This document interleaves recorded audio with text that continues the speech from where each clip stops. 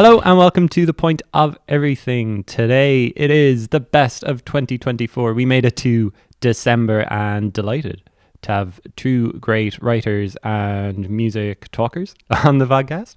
First off, Nicole Glennon, assistant editor of the Irish Examiner Weekend magazine. Hello, Nicole. Hi, Owen. And Cíara Byrne, a music writer who's featured in the Examiner, also writes for Golden Plec, Thin Air, has been to a lot of gigs in the past week. We'll see how much recency bias she has. Hello, Cíara. Hello, Owen. Thanks for having me. First off, a general question that I'm throwing at you. How was your music year in general? Nicole, you were saying it's like the year of the girlies for you? Yes, I definitely think 2024, it was the year of the pop girly. It's definitely very biased when it comes to my list this year. But I have to say, I listened to a lot of Irish music this year as well. For me, I feel like 2024 was the year where I kind of fell back in love with music. I tend to go through like periods where, you know, I maybe listen to more audiobooks or listen to more podcasts, and I had gone through a period where I just wasn't like super excited about music for some reason. And then this year, I just think I saw so many amazing people live and so many good, fresh music dropped. And I've finished the year being like the biggest music fan again. So it was a really good year for me. That's great. Cíara, like I said, maybe recency bias will feature when we talk about your best live acts, but you had like a great past week. But how was the year in general for you? Yeah, so Nicole was saying for her it's the year of the girlies. I think for me this year it was the year of kind of small Irish gigs, which over the last couple of years since I've kind of moved back to Dublin post-pandemic, and year on year my attendance of Irish music, like it's just... the scene, I think, is kind of exploding after the pandemic. So this year I spent a lot of time in Whelans and the Grand Social and Workman's. And so for me, it was really the year of finding kind of up and coming bands and really enjoying and seeing people grow from, you know, the start of the year, maybe like Whelans Ones to Watch and where they are now. So yeah, it's been the year of Irish music for me. Great. I look forward to digging into all that and more. Coming up, we're going to talk about our best live acts that we've seen this year. Best albums, best tracks, Irish, international, maybe all will feature. Maybe we'll even throw in some disappointments and other stuff along the way. Oh my God, who are we going to badmouth? Do you want to start with best live? Maybe we'll go Ciara's list first. Okay, so my list of live gigs is actually very focused on Irish musicians. So my first one being Doug, who are a newly formed, they've only been together for a year, they're a folk duo. So it is Conor O'Reilly and Johnny Pickett. Conor is Scottish, moved to America 10 years ago, and he ended up coming back to Dublin. And then Johnny is from California, and he ended up coming to Dublin to do his masters, and they formed this super duo called Doug. And they have only been together for a year, but they did 2 shows upstairs in Whelans in February of this year, and then they ended up selling out the main room in the summer of this year. So they've kind of skyrocketed. They supported Iron and Wine. They did a bit of an American tour, and now they're doing an Irish tour, which is selling out really quickly as well. So a Whelan show in the middle of summer. I'm guessing it was super sweaty. It was very sweaty. Yeah, it was packed. I think a lot of people got sick after it. Ooh. Because, you know, a lot of people confined into a room. But it was amazing. That adds to the experience, I guess. Yeah. They got everybody to write.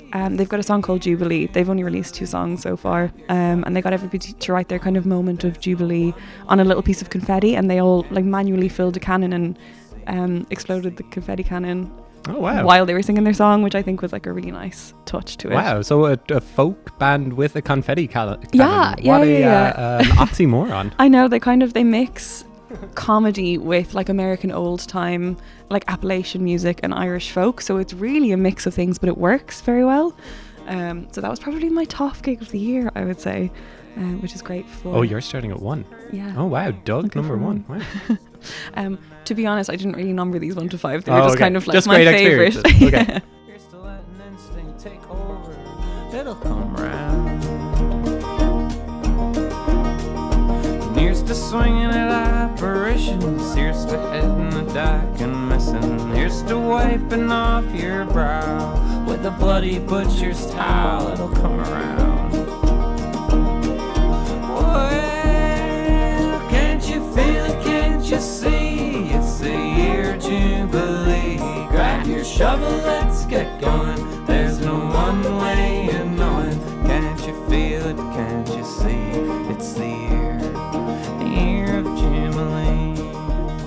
So then my second was a relatively recent one. As Owen said, I've had a big week in music. So Should we last talk week- about your week in music? So you were at Other Voices last weekend. Were you at something before that? Were I was you at at Couriers. Curtis? Well, actually, I was at Couriers and then I was at Courtesy. Like on Wednesday and Thursday? Tuesday was Couriers.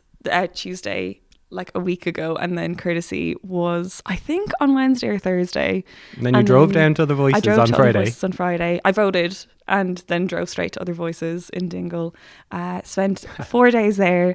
I drove back to Dublin on Monday. After doing some sightseeing. We went to Dunquin. We went like kind of all around the Dingle Peninsula, which was gorgeous because the last couple this is my third year at Other Voices, and the last 2 years I didn't really do any sightseeing. So this year we went to Dunquin and Clahan and drank a lot of Guinness and ate a lot of toasties and got the real Dingle experience. And then I got back up to Dublin at 6:30 on Monday, and then by 7:30 I was in the 3 Arena for Sam Fender. And then very last minute on Wednesday I ended up getting resale tickets for Royal Otis in the Academy.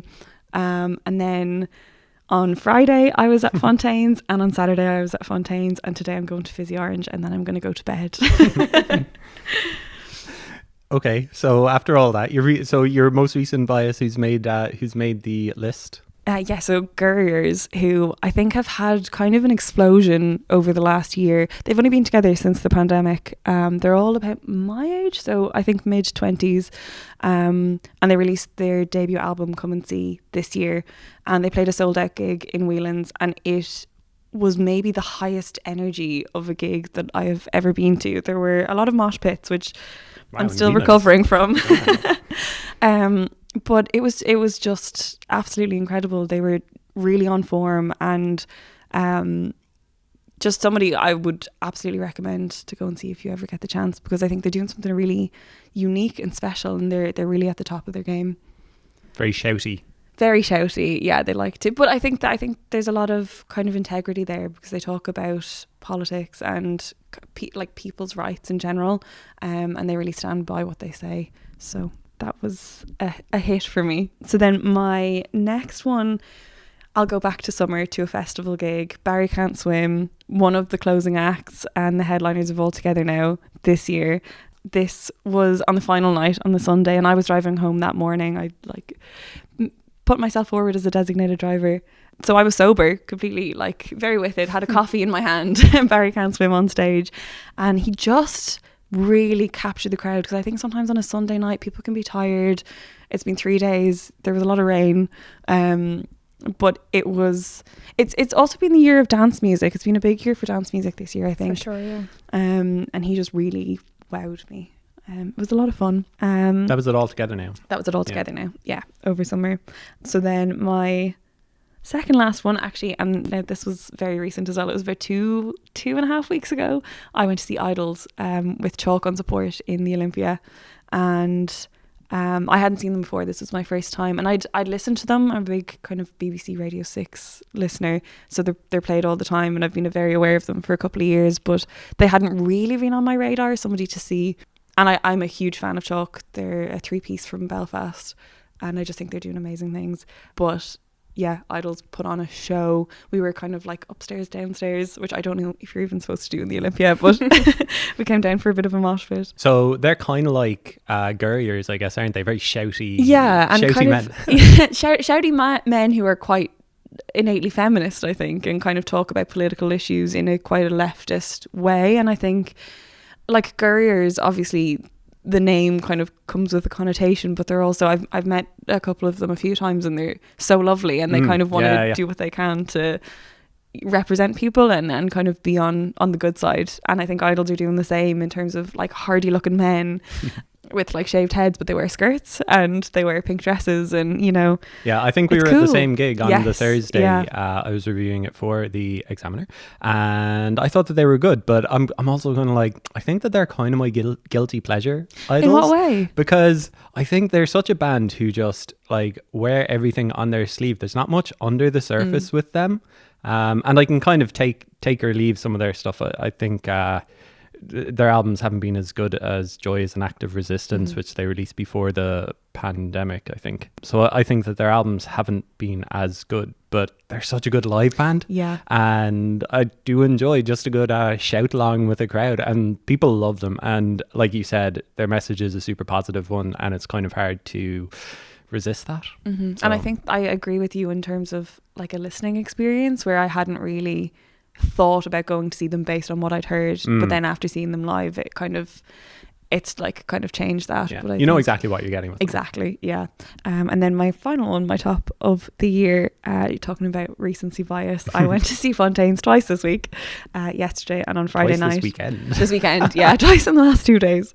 But I had two very different experiences actually, and both I would say equal but in different ways. So the first night I was seated, which was so funny, but so we were sitting next to each other upstairs. It was so funny. It was the line of music reviewers all sitting together. It was so funny that everybody was up around us. People in front of us were drinking. There was two guys buying two girls drinks. They were like pushing each other around, with them, trying to get with each other. And we were all just in a line, like making not notes. even getting out of our seats. I thought it was so funny. Somebody had like a notebook and he was writing down his notes, like the guy beside you, I think. I've tried that, and like I just can't see my notes when I'm trying to write. It would just be like an absolute mess, me trying to figure it out afterwards. But so I've seen Fontaines a good few times over the years. It was your first time seeing them on Friday. How did you find it? Well, I saw your review, 5 stars. Yeah, I gave it a 5 out of 5. I just think they're doing something really unique, and I think they've always kind of known who they are, but I think they're really shining in their most recent album. And I think I'm glad that I have gotten the chance to see them for the first time, because the last 2 gigs, and no spoilers because it's over, I was kind of worried about giving spoilers pre-second gig. It was a real mix of all 4 albums for them, and they played, I would say, like most of their best ofs, maybe a couple missing, but it was interesting to see the flow of their old and the new, and how each of them like each song resonated just as much as the other. And I don't think there was kind of a discrepancy in like from album to album. I think people just love what they're doing, and they love their old stuff and they love their new stuff, even if it's quite different, and it kind of reaches a broad range of people. But standing last night, and I was quite near the front, which was crazy. It was a lot more we were kind of watching the mosh pits on Friday, being a little bit glad to be like, removed. I want to be in there. I want to be in there. And then I did get in there the next day, and the energy from the crowd is just something I haven't seen in maybe ever, at least in a very, very long time at a gig. The only time I can remember a crowd as kind of elated as that was Bombay Bicycle Club in early March 2020. And we knew that a pandemic was imminent, and the whole world was about to close down. And I think there was just this sense of, this might be the last time we're going to do this for a while. Wow. And that's the last time I remember a crowd as kind of fiery and elated as last night and what I witnessed on Friday. You're giving me serious FOMO I'm here. so sorry. You tried, but so Nicole, you tried for tickets. You're going to see them a couple of times next year already. You already have them in the books for 2025. So in 12 months, if we do this again, if you decide to come back, you'd probably be featuring them in your... Yeah, I had a lot of FOMO watching everyone's clips on Instagram, but I concur with everything Cíara said. I'm really excited to see them next year, and it's amazing to see an Irish band just kind of, I don't know, they're so themselves, but it's just really cool when you see that kind of connect worldwide, I think. And there's something about a hometown gig, isn't it? It's always super special. So, and especially when it's like such a big venue. I presume that's the biggest venue. I think that's the biggest venue on your list. When you come, like, it's great seeing a band in like a tiny venue like Whelan's, but then when you see a band reach the level that Fontaines have reached really organically, and just 13,000 plus people going crazy for them and hang on their every word, it does feel like super special. It does. And I actually was so lucky, persevered to get into the after set last night. They played, 3 of them played a DJ set in Workman's, but Workman's is kind of where they started out, and it was a real full circle moment for them to come back there. And now, to be fair, it was a DJ or a techno night that they were kind of putting on. It was all techno music, which was interesting. I think that it allowed them to play something that was their passion and kind of take a step back from the Fontaines thing. But it kind of it's very kind of prominent when you see them play such a tiny venue and the reaction that they get there, and considering that's where they started, and after having seen them do 2 crazy nights in the 3 Arena, it was a nice full circle moment. What about you, Nicole? Do you have a fun list for us? Any shouty men on your best live? No, there's no shouty men. My list is very different to Cíara's, I have to say. And it's funny because some of the artists you're talking about, I know I'd go and have an amazing time too, but mine's definitely skewed towards women and probably pop music. I'm going to start off with an Irish gig and kind of what I was saying there about the power of, I suppose, that hometown kind of victory lap. I saw CMAT at Fairview Park earlier in the year, and for me it was just one of those moments where you're watching this artist that, you know, started off kind of small and very much felt like our own little secret, and she's just so come into her own. It was amazing. She had John Grant come out as a special guest. There was all these kind of very small special moments. At one point, you know, the camera was kind of trained in the crowd at different points, and she spotted someone who was a cousin of hers. All just these kind of Irish moments. But yeah, look, she's just fantastic live. I've seen her a couple of times. EP was a highlight as well, but that Fairview Park gig was just something special. So that was definitely one of my favourite moments, and I'm delighted to see her get a headline slot next year altogether now. I think it's well deserved at this point. So yeah, it'll be amazing to kind of see her on that main stage. This is kind of a weird one to include, but when I was looking back at all the kind of big gigs I've gone to, and we were talking about, I suppose, seeing artists on a massive stage versus those smaller rooms, Orla Gartland in the Grand Social was actually one that I remember being super special. And I think it's maybe because, as special as it is to see someone kind of do that victory lap, there's also something really exciting about being a music fan. And, you know, when you're like, you've been loving someone's music for a long time and you're so eager to hear something new. So that particular show, she was previewing material that was to come for the new album. And when was this gig?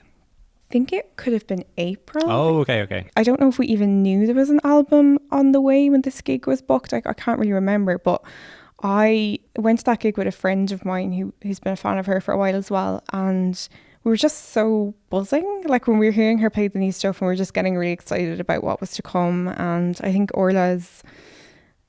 she's just really inspiring to me because she does a lot of it on her own. You know, she has her own record label, and I think when you know a lot about the music industry and how it works, that's just really admirable. And she's had ups and downs over the years, and she's been in bands and she's been doing her own thing. So it was just really cool to kind of see her in that space, and everyone was just absolutely buzzing to hear the new music. Yeah, I was just so excited for the new album to come out, and it definitely did tick my boxes. So I really enjoyed that one. I found it really hard to break it down to my top 3. I think what I'm going to go with is Ray's set at Electric Picnic. I have that in my top 5 as well, yeah. Yeah, I don't know what you thought, but like I just find Ray super inspirational. She's been on such a journey, and every time I've seen her play recently, and even I would have watched her Glastonbury set on the TV, she just makes me cry. She's so emotional, and it feels like she gives every single gig 110%, and she's just got that incredible voice. Did you go into it knowing that it would be such a good gig? Because I kind of went in with no expectations. We were kind of hanging back waiting for Kylie Minogue, who was on after it, and we were just kind of like, I suppose we'll watch Ray. But almost from the start I was like, oh, this is going to be a special show. She had the Dublin gospel choir with her, and you could tell that she had made an effort with this, even though it wasn't a headliner set. I thought she was like absolute star. She was definitely like, I didn't plan on going to EP this year. I actually got a 1-day ticket to see Ray, so I was definitely at high expectations, but I think for me, like the last time I saw Ray was in the Academy, and it was actually, it was kind of in that time period where she had some songs come out that you could tell there was something really special there, but the songs she were known for with those massive kind of club radio hits, and you could tell she just wasn't passionate about them. And I remember I went to that gig with a friend of mine, and we were like, oh, this is really not our scene. Like it was a lot of kind of younger people that were clearly just there for like something to do and a drink and whatever. But she was amazing. And when she came back, I think she had a sold out gigs in the Olympia. I didn't get a ticket because I've been kind of put off by the crowd, if I'm being honest, the first time round, and I regretted it so much.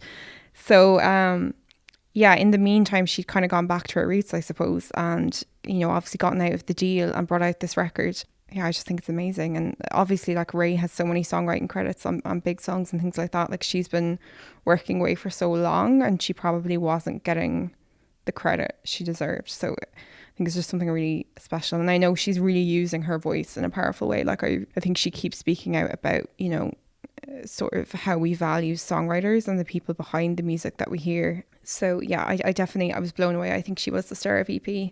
I wasn't there obviously for the full weekend, but definitely, you know, I saw Peggy Goo and C-Matt and Kylie, of course, and a lot of acts that day, but she was the one that I walked away going, I just felt that I think she's having a moment, but I also think her star is just on the rise. Yeah, absolutely. And I know I think the Grammys have given her a nod for New Artist of the Year, which is obviously kind of ironic because she's been around for so long, but it's almost like a rebirth, I think, for Ray. I know we'll get on to this maybe with Taylor Swift, but I just think it's fascinating as well. Like, a lot of Ray's songs are not what you would think would be commercially successful. She's kind of 60s pop, or that's what she kind of dresses like as well. She does her hair in like a 60s bob of something, like, would you call it a bob? I don't know.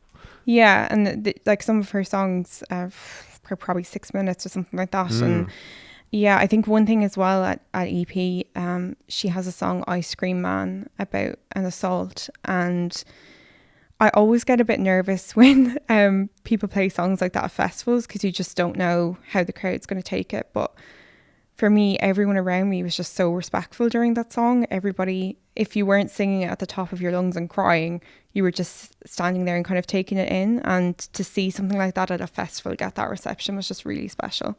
Great. What's number 2?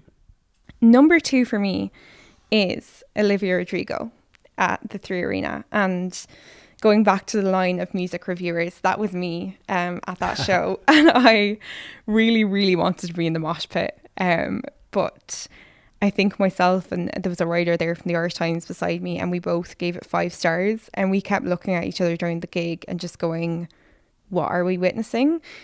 And for me, I think it'll come no surprise to anyone that Taylor Swift is going to be my number 1. But it was almost like seeing Taylor Swift. I went to see Taylor when I was, I don't know what age I was, probably 10 or something like that, the first time she came to Ireland. And that was the feeling I got watching Olivia. It was like this star that I think is going to be a pop star of our time. And there was girls all around me just having the time of their lives. And some of them were with their parents, some of them were with their friends.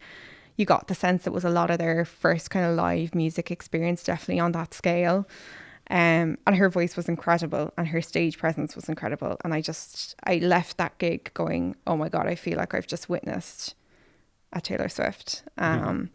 So yeah, I'm really excited to see what she's going to do. I think she has a lot more to come. Because it feels like she's already outgrown that. Like, she's announced a gig at Marley Park, isn't it? Next summer 2025, which sold out instantly. So she's just like way too big for the 3 Arena. She could probably have sold out 5 nights. Yeah, 100%. And I actually saw her before the 3 Arena gig. I'm trying to think where it was now. I think it was Fairview Park. And I remember thinking at the time, she was good, but you could tell she was really fresh, really new. And really young. Really young, yeah. And I didn't feel she was 100% comfortable up on the stage. And I think what kind of got her through the gig was actually, you know, her young fans knowing every lyric, and they kind of carried her through. And I left that gig going, wow, that was a moment, but I didn't really have that same feeling. Whereas when I saw her, you know, the 2 years later in the 3 Arena, I went, oh my God, that's somebody who has really come into her own and is, I think maybe she was thrust into stardom a little bit before she was ready, but now it feels like she's done the work and she's here to stay, and it was super exciting. And there's a bit of grit to her too that I think maybe Taylor certainly didn't have in the early years. I feel like Olivia has got that kind of Gen Z ballsiness almost. So I'm really excited to see what comes for her. And Taylor Swift can't really do the pop punk that Olivia Rodrigo can do. Do you think that she'll go pop punk for her next album? No, I don't think so. I think Olivia has like that little bit of Avril Lavigne. Oh right, yeah. Who's also enjoyed a big resurgence this year. Or has she? So you spoiled your number one. Is Taylor Swift at the Viva on the Saturday or the Sunday night, or are you getting them both? So I went to 2 out of the 3 nights, and I watched the Friday night on a live stream. So I witnessed them all. I definitely You're the Irish Examiner Taylor Swift correspondent. Yes, exactly. We did a little live vlog on the Friday night. I think they were all really special. Sunday for me definitely is my number one. It was the night Stevie Nicks was in attendance, and Taylor Swift dedicated a song to her, and Travis Kelce showed up. Your favourite NFL player? Of course, the only NFL player I know. But yeah, look, we're recording this on the day that can I say that? I hope I can. Yeah, you can, yeah. we're recording this on the day that Taylor wraps up the Eras tour. I just did a quick Google there before I came in, and she's done 152 shows across 5 continents. It's mind-boggling numbers. It's like the highest grossing tour ever. It's made over $1 billion. Like every city has made an event out of it in the US. Anyway, just an economy unto herself. Swiftonomics, baby. Swiftonomics, yeah. So you loved it. Was it up there as in like one of the best Taylor Swift gigs you've ever seen? You've seen her a couple of times over the years. It almost doesn't feel right to compare it to any other gig. It truly was. Yeah. I think like I've been listening to people kind of talk about it in the last couple of days, obviously as it's wrapping up, and you know, I was listening to podcasts and they kind of quoted a line from Taylor where she apparently said that she wanted this tour to bring all of her past selves and celebrate them all, and that the kind of the way it worked out between the pandemic, and obviously she released like quite a lot of music close together in the last couple of years. She kind of, I think, had about 3 albums to promote, and then she was obviously doing the re-recordings, so she decided she was going to do this tour to bring everything together, and she said she wanted everyone to leave being fully satisfied.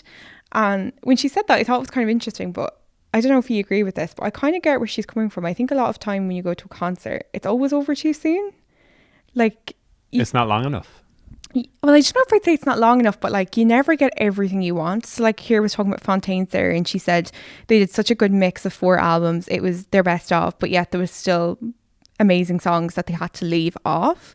Now, obviously, there's a million songs Taylor Swift I would have liked her to play, but I do feel that you left that gig almost exhausted because it's like 3 hours and you've gone through every single era of her albums. You walk away going, I have got everything. Yeah.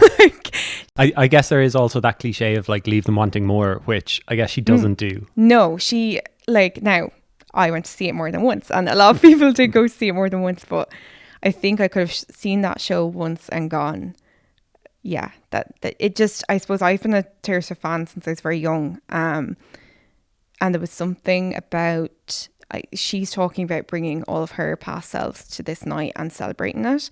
I got really emotional like the second I walked into that stadium, and the Sunday night I actually went with my mum, and it was really emotional because the first gig I ever went to was Taylor Swift with my mum, and at the time Taylor Swift was still kind of country music. She wasn't very popular, and my friends liked her, and it was like kind of a weird thing that I liked Taylor Swift.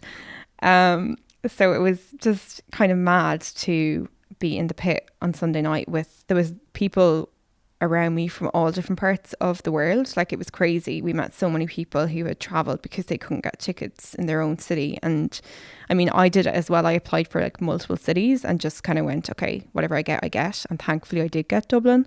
But I met a lot of people that, you know, there was a girl beside me from Lisbon, and she said, yeah, like this was the only one that I got a ticket for. So here I am. It's the community of it, I think. I know a lot of people kind of made the jokes about the friendship bracelets and stuff, but I do think this tour has sparked something where I've seen now with Sabrina Carpenter and with Olivia Rodrigo and even with Charlie, that people are dressing up, people are just embracing like the whole event around a concert. And I, for one, am a massive fan of it, because I think, I don't know, like as you get older, there's just not many things that can be so sort of carefree fun, and getting to dress up and make friendship bracelets and swap them on the dart. It's just like, yeah, it just was an amazing experience. And yeah, I was thinking about it this morning, and I actually was getting a bit emotional, where I was like, I'm never going to see the Eras tour again. Like, it was everything. So yeah, look, definitely my number one, and kind of scared for her. I don't know where she goes from here. Because how do you top that? I don't know. How do you top that? I was only there on the Saturday night at the Eras tour. I was very excited to see it. I don't have it on my list though. I don't have it on my list of favorite live things that I've seen this year. I think it might have been the Tortured Poets department stuff that kind of took it off the list for me. Really? I think it's a dud of an album. Like, maybe it'll come. It might come up. I think it might come up later when we talk about best albums. It will come up. Okay, but I think we can talk about it then. But I enjoyed the experience of it. I think the crowd was really great. The crowd was like the star of the show, and also it's amazing seeing a superstar on stage. You know, like the biggest act in the world, right there. I do think, like, I've never seen Beyonce live, but I do think there's probably only a handful of people that will ever compare to seeing someone like Taylor Swift. She's just like the pinnacle of being a superstar, as you say. But it's funny you say it didn't make your top 5, because I had friends that went with me and had an amazing time. But I think some of them saw Coldplay as well, who hasn't made my list, but it was like an incredible gig. And they were a lot of my friends' favourite gig of the year. I think the difference between a tour like the Eras tour and a lot of these massive tours, like Coldplay obviously were one of the biggest gigs this year as well, is the Eras, yes, has a lot of singles and a lot of her hits, but it really is for her fans. You can't have a 3-hour show and have, you know, a 10-minute version of a song and have a set that's all about surprise deep cuts. That's not going to hit it for everyone. Like my mom, as I said, was there Sunday, and she found parts of it quite intense where she wasn't familiar with, you know, some of the newer music and things like that.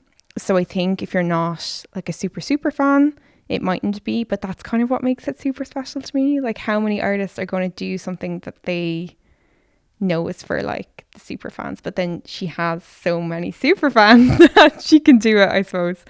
But yeah, it's interesting it didn't make yours. We'll talk more about Taylor Swift. I'm sure that you could talk for I know, the Taylor Swift podcast. Yeah. Do you want to hear about the acts who I think were better than Taylor Swift this year? Yeah, okay. Okay, I have a couple of special mentions first, because it's very hard cutting it down to 5. I saw Anoni for the very first time singing Lou Reed songs at the National Concert Hall in November. They go back a couple of decades. Anoni was a backing singer with Lou Reed, and he obviously died over a decade ago. And this is the first, I'm pretty sure that this is the first time that she played in Ireland since 2008 at Electric Picnic, I think, thereabouts.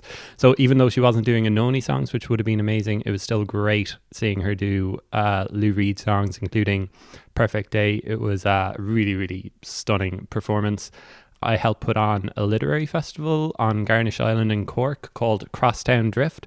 Some great writers speaking there. That was in September, and we had 2 acts playing music on the Saturday and the Sunday. Lisa Hannigan played on the Saturday in front of like 100 people. She's one of my favourite Irish acts ever, and it was amazing seeing her in such an intimate venue. Cormac Begley, I don't know, have you guys seen Cormac Begley? Not live, but I watched him from Benner's when he played the church at Other Voices 2 years ago, I think. It always feels like, you know, he can make the crowd take off, just like levitate or something like that, and that's what he does like all the time. You could watch him every night of the year, and I think you get something special out of him. So those were just 2 like super small gigs, which I thought were just like really, really special. I have 2 Electric Picnic gigs at number 5. Ray, who we already talked about, felt like the makings of a superstar. CMAT felt like just an absolute triumph. I didn't see her at that Fairview Park gig earlier in the summer, but at Electric Picnic it was the Electric Arena, which is humongous anyway. I wouldn't be surprised if it's even bigger than Fairview Park. Is it? Can you? Gosh, I don't know off the top of my head if it's bigger, but it's certainly... Yeah, I was there for that set as well. It was jammers. My favourite moment of the set was her shouting out 2FM when she played Aw Shoot, because apparently they've been playing that song loads and made it a big hit this year. Never heard anybody actually genuinely shout out 2FM. I thought she was going to make a joke about it. Number 4 on my best live acts is Andy the Doorbum at In the Meadows. So In the Meadows, it was the first year this year Lankum played, curated the event at Royal Hospital Kilmainham the week after Forbidden Fruit. So they had some of the Forbidden Fruit stuff. Forbidden Fruit, quite a like big pop dance festival. So they had just like closed off some things. I thought it was hilarious that they ran out of Guinness at a Lankham gig. I mean, really should know themselves. But in the middle of the day, Andy the Doorbum played, who is from Charlotte in the US, and he's just a unique musician, artist. He's one of his version of Cruel Mother is the version that Oxen took last year and made it into their own. So he and Lankham go back a long way. And so I think that they've had him over before doing gigs around the country, but this was just something else. He was like all dressed up in a costume. He had lights beaming out of the palms of his hands. It wasn't... God. I remember seeing pictures of it at the time and not knowing what to think of it. I didn't know what to think, and I was like in the crowd, but you could just tell everybody was kind of like, what's going on in here? And just coming in and just like being absolutely mesmerized by him. I thought it was unbelievable, like nothing else I've ever seen. He was kind of standing on a chair, and it was really like slow, not woozy kind of music, but deep music, and slowly kind of like shed some of his costume, and you're like, oh, this was a proper performance. So that's number 3. Personal one here. Jape at Another Love Story. I've seen Jape loads over the years, and so at a good year for me. I got married this year. So during my wedding speech, I kind of cut out a line from Floating by Jape, and somebody, Louise, sent a clip of me doing that. She sent it to Jape, and so Jape shouted out me and Breed before he played that song at Another Love Story, which is a super nice moment. It's lovely. Yeah. Thanks. Yeah, no, it was lovely. It was great. He's just such a great performer. It's one of my favorite songs of all time. So that was really nice to hear that. But quick side note, Another Love Story is an unbelievable festival. We had a great time. Like 2 days after the wedding, we headed there for the Saturday and Sunday and just had a great time. I got to see 2 of my favorite DJs, Charlie Bones and OG from Do You Radio. Charlie Bones played Van Morrison, Dweller on the Threshold, which is just a killer song that I wanted played during our DJ at the wedding, but he couldn't find the right moment to play it, so Charlie dropped it at like Saturday, like 6:30, and there was nobody else there. I was like, you're missing out on a great show here, guys. So that was a great moment as well at Another Love Story. Another festival at number 2, Confidence Man. First time seeing Confidence Man. Have you seen them before, Cíara? I have seen them a couple of times. So my first time seeing them was Other Side in Slane 2 years ago. CMAT actually headlined one night, and then Bombay Bicycle Club headlined the next. And CMAT used to run the Dunboyne Bombay Bicycle Club fan club. That is amazing. Back in the day. And then she got to play on stage with them, which was incredible. But Confidence Man played earlier in the day actually, and it had been lashing rain, and it was kind of just this amazing catharsis. I had listened to them, but I'd never seen any visuals of their live performances, and I don't even think you can put it into words. You might be able to do it. Well, yeah, I only got into them after watching their show at Glastonbury earlier in the summer, and it's just that song Holiday, which they released a couple of years ago, which I just think is irresistible. It's just got everything that makes you want to get going, and so they played at 9 or 10 p.m. on the Friday night at a festival, which is probably the ideal time for them, because both them and the crowd, I feel, want to get going for the weekend, and that's exactly what they did. Really sexy show, loads of like choreographed dance moves, and a little fan at the front of stage that Janet Planet gets down at the end and like does her hair and just looks like a superstar. And yeah, I'm going to see them at the Olympia in 2 days' time. This podcast is coming out of that the day after that gig, so maybe they would have made my list then, but I guess I'm going to confirm that they are as good doing their own show as they are at a festival, because I think that they're the ultimate festival band right now. And my number 1 act who I saw live in 2024 was the day before Confidence Man. It was Waxahachie at Vickers Street. Waxahachie, who will come up a couple of times when we're talking about albums and maybe not songs for me, but been a huge fan of Katie Crutchfield since 2020. She's released Tiger's Blood, and she released that album back in 2020, two of like the best albums of recent years for me. So it was great seeing her do a full band performance at Vicar Street. Just incredible musicianship, and just like half an hour into the show I was just like, gig of the year, you know. Wow. Don't need to think too hard about this. This is just like, oh, it's just hitting every spot for me. So Waxahachie at Vicar Street, greater than Taylor Swift. Okay, so those are our favorite live shows of the year. Sorry to Taylor Swift from my point of view. Do best albums now. Maybe we'll go around each individual, counting down or just listing, however you want to do it. Do you want to start again, Cíara? You did such a good job first time around. You can kick us off with best albums. Yeah, so my number 5, I've actually numbered mine this time, is an Irish artist, and she is a relative newcomer to the scene. I know she studied over in England, I'm not sure exactly where, but she released her debut album at the start of the year. So my number 5 is Niamh Berry with Yellow Roses. I think I gave it a 5 out of 5 for Golden Plec. I absolutely loved it. I just think it's so beautifully curated, and it's a real kind of slow, folky album, but I think she's doing something really unique. She's a real storyteller, and I've seen her live a couple of times. I saw her supporting Flight in a tiny once-off gig that they did in Workman's at the start of the year.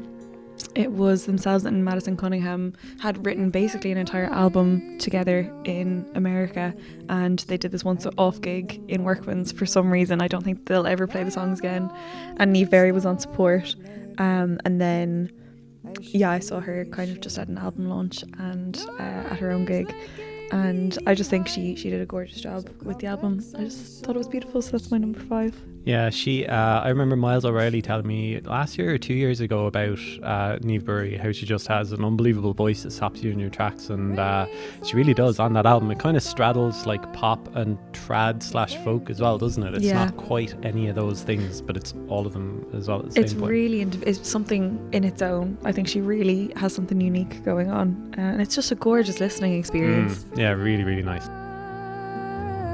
Without the splash,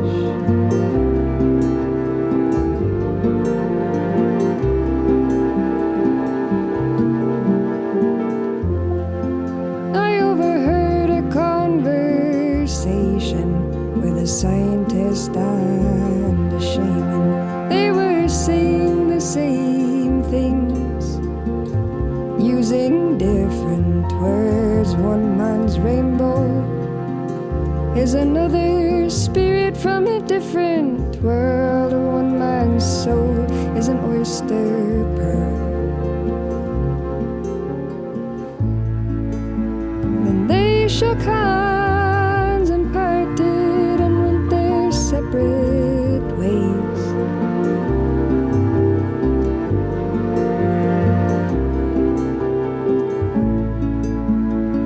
But not before calculating how much time we have left in days. So what's your number 5 album, Nicole? Funnily enough, Niamh Berry just missed out on my top 5 in favour of another Niamh. So I put Niamh Regan number 5 for me. I just loved Come As You Are. It's one of those albums that I don't think I can really put my finger on why I loved it so much, but I just kept coming back to it. I interviewed her, and she was like, basically, I felt crippled from the success of it, the word of mouth success. Okay. And she was like, how do you follow that up? That's why it's 4 years since her debut album came out that she was able to release this album. I might talk about it a little more in a few minutes. Okay, interesting. Yeah. Well, look, it definitely was a success. She followed it up very well.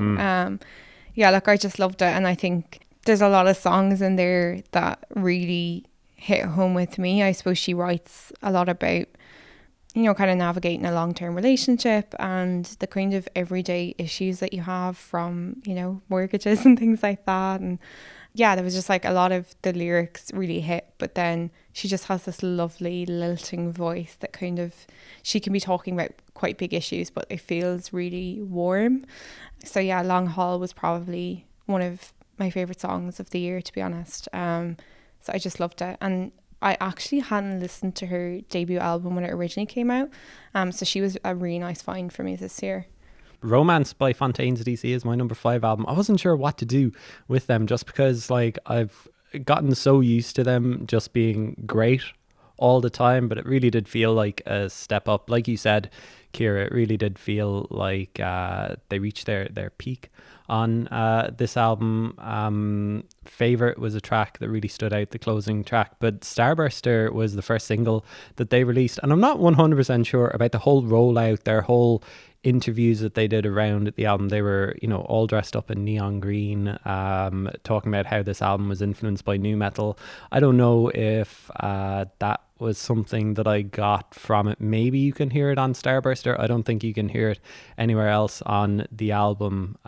But yeah, it's just a solid album. Great to see them doing so well. And yeah, that's my number 5. I presume that's going to come up for you. Is it your number 4? No, actually, I don't have it. Okay, No. because I don't know how much more I'll have to add. It's my number 4. Oh yeah, okay. Yeah, Starbuster for me was definitely the highlight. I mean, I loved a lot of songs, but that one for me was just...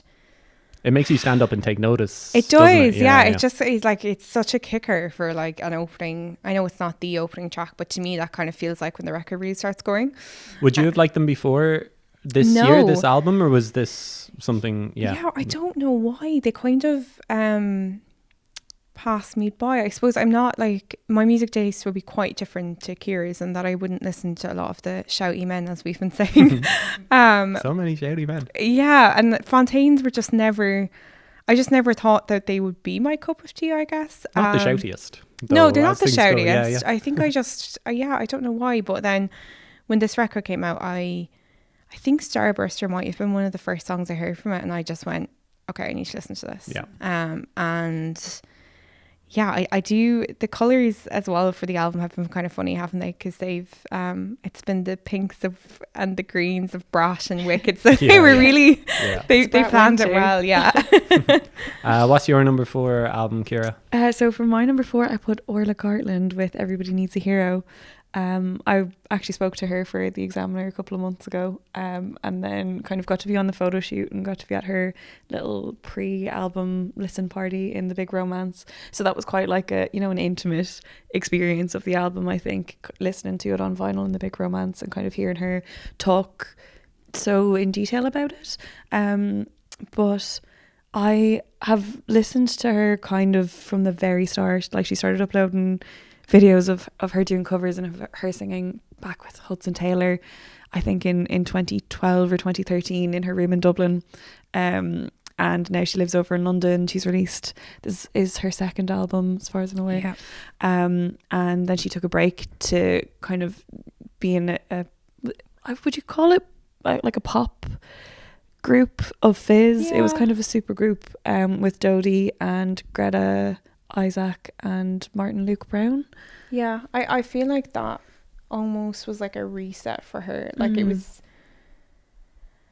it felt like a group of friends just enjoying music again without maybe any of the pressure or the kind of expectation, like we've talked about that dreaded second album. So it was probably a kind of break for her. And real experimental. I feel like, especially in this album, she's come into her own very much. She seems I think she's 28 or 29 now, so she's still so incredibly young, but she seems so confident in her songwriting and in her performing, and I think that's really come out in this album. And she's kind of moved a little bit in a new direction. The album kind of weaves in and out of bangers, like big hits. She worked with Declan McKenna for one of them, and it feels like her really, really finding her sound and coming into herself. So my number 4 is Mohammed Sifkin, I Am Kurdish.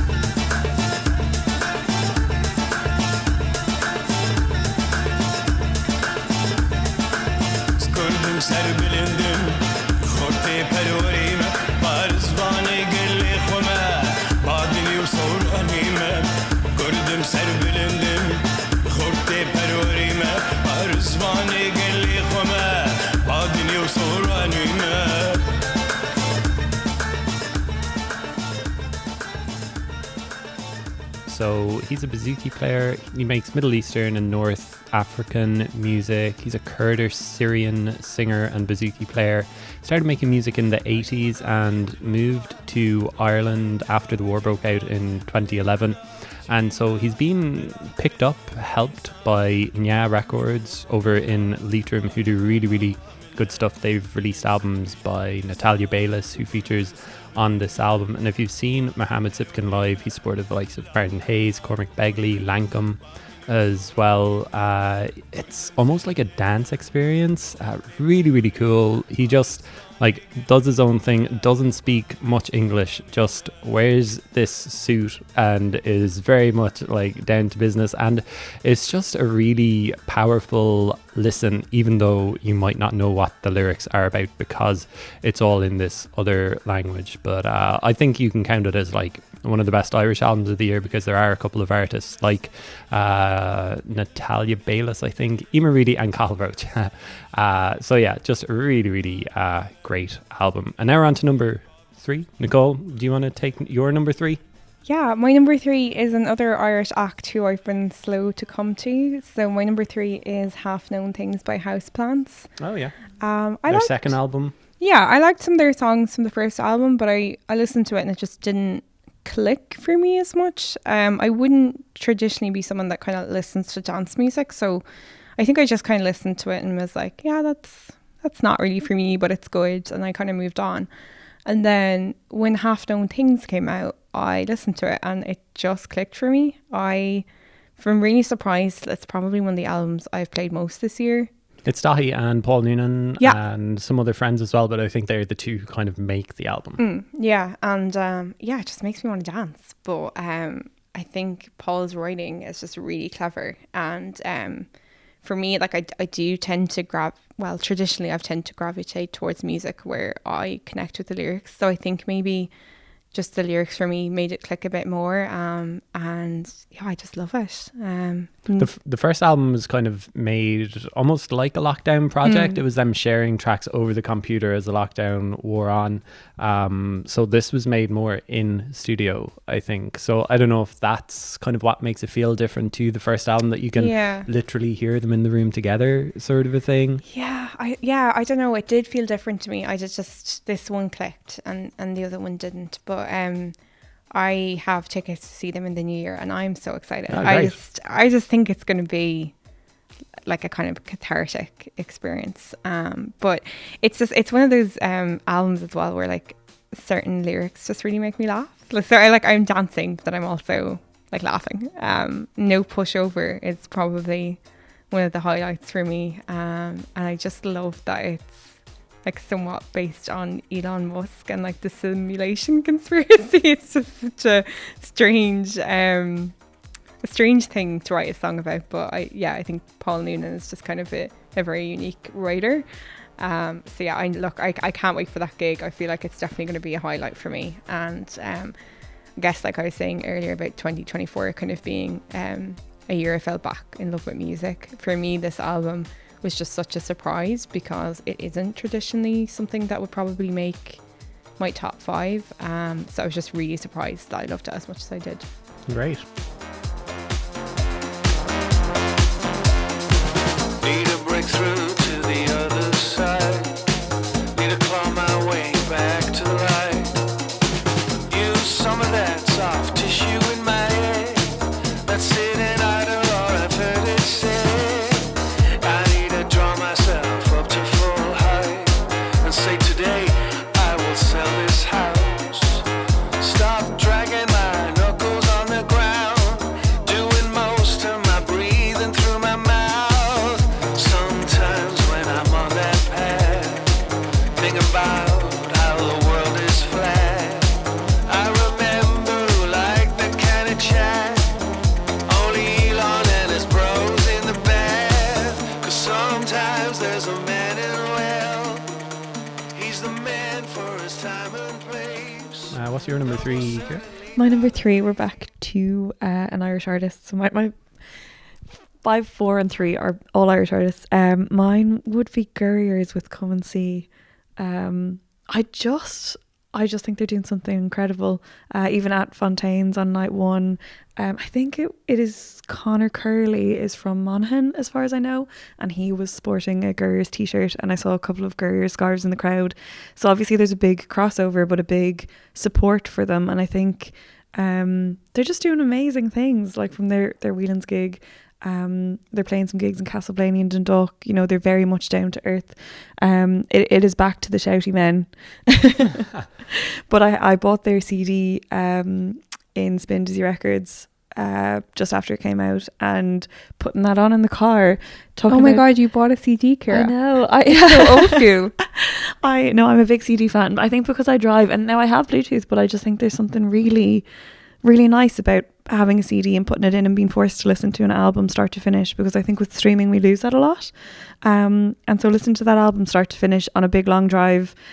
You know, sometimes if I'm a bit stressed, I like to get behind the wheel and go for a big long drive in the countryside, and it's kind of the perfect music to accompany that.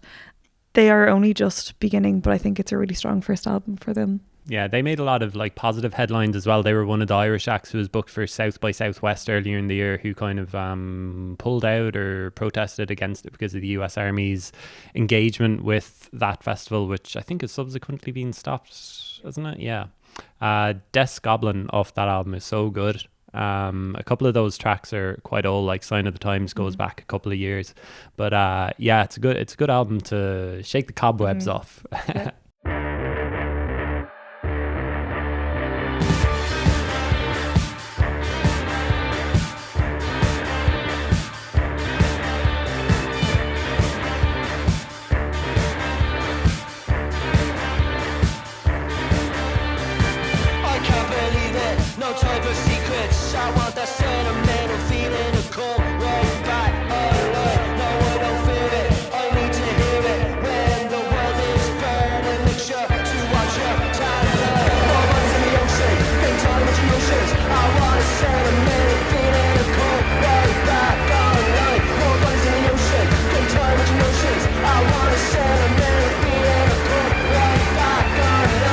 My number 3 album, maybe it's in a similar vein, it's Silverbacks, Easy Being a Winner. I think you can almost take Silverbacks, a 6-piece who are spread around Kildare, Dundalk, Dublin, Paris. You can take them for granted.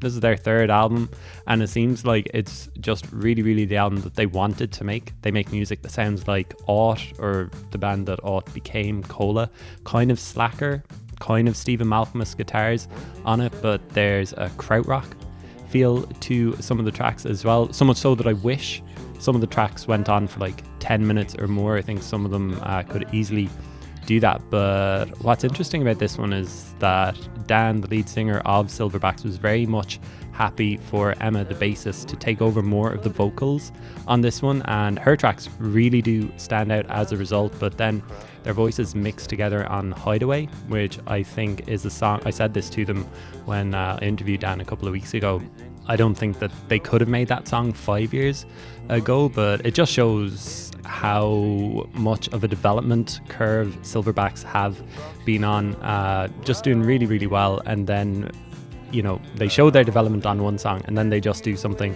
which is just quintessential Silverbacks on a track like No Rivers Around Here, which just sounds like it came out in 5 minutes for them. Just a brilliant rock band, which I think, you know, we talk about Fontaine's and stuff, there's plenty of other Irish rock bands around like Silverbacks.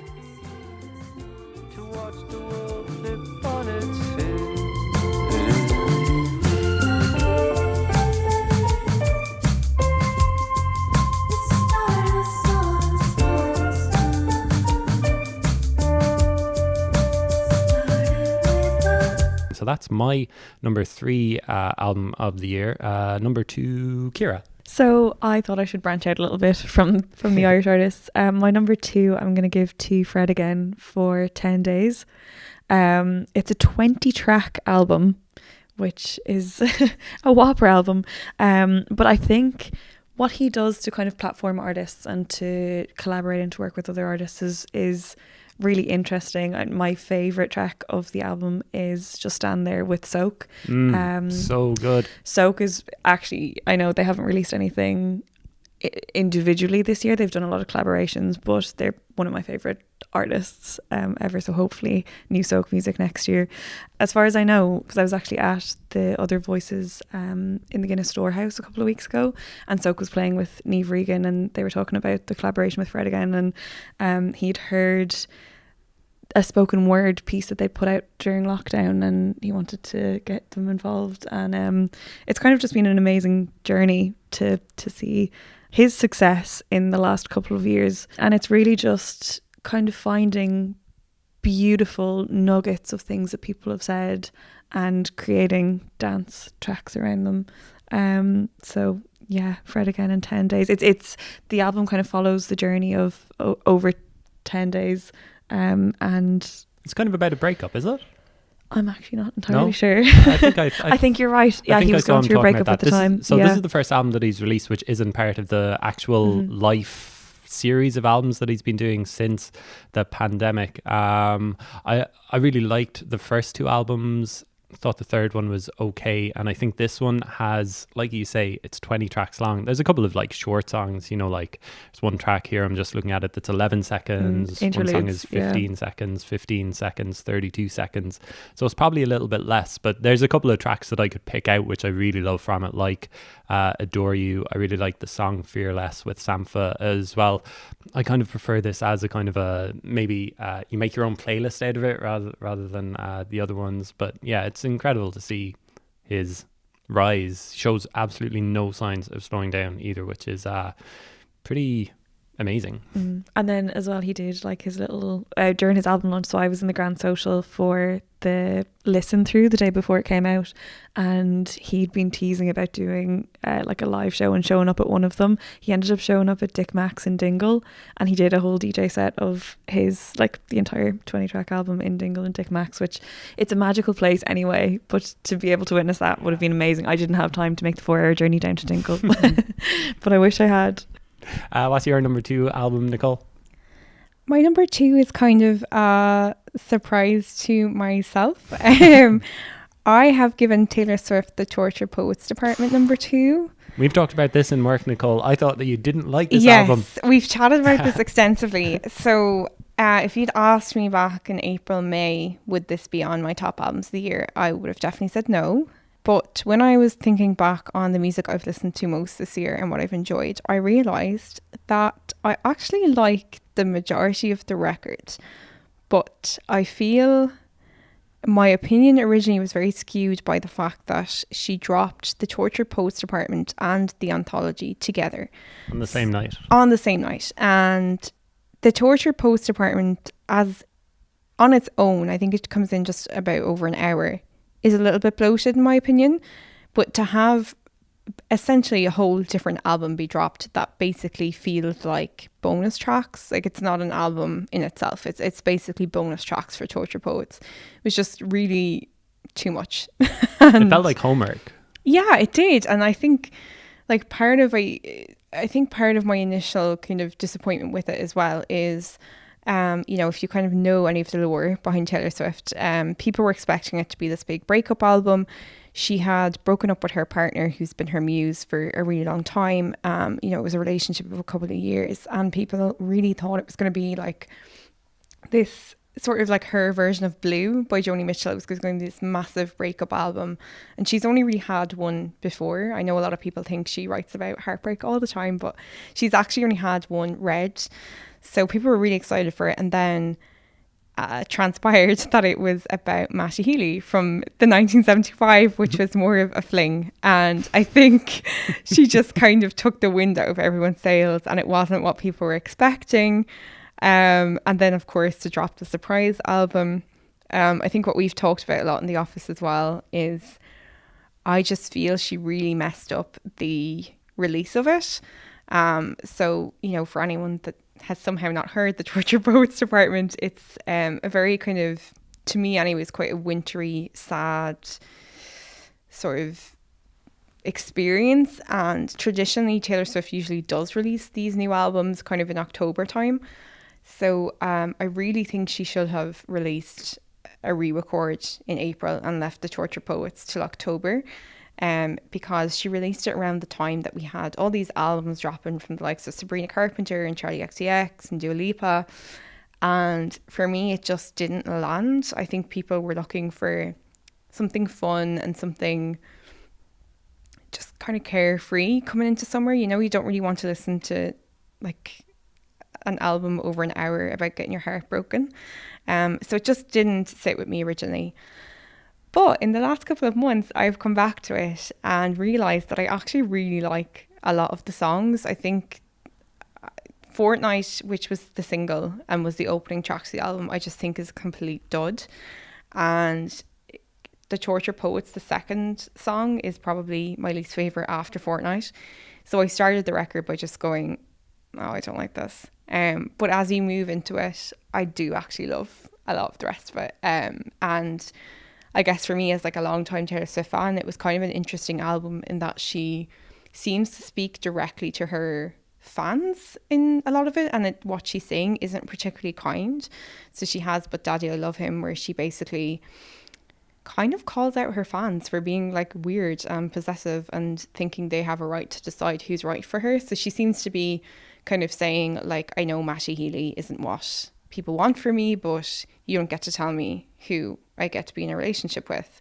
So that was really interesting. And she has another song, Who's Afraid of Little Old Me, where she talks about, I am this way because they trained me, and don't worry, they've taken out my teeth. And it seems to be her kind of reflecting on how she's almost not a person. She's this superstar that has to, I suppose, kind of appear in a certain way. And there's just moments in this album where it really feels like she's pushing back against that.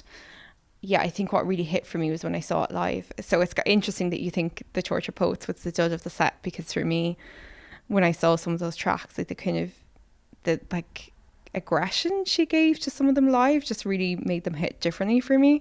It just feels like we've heard this sort of sound from her before, you know? Like, I mean, Evermore, you could say, is kind of like less good than Folklore.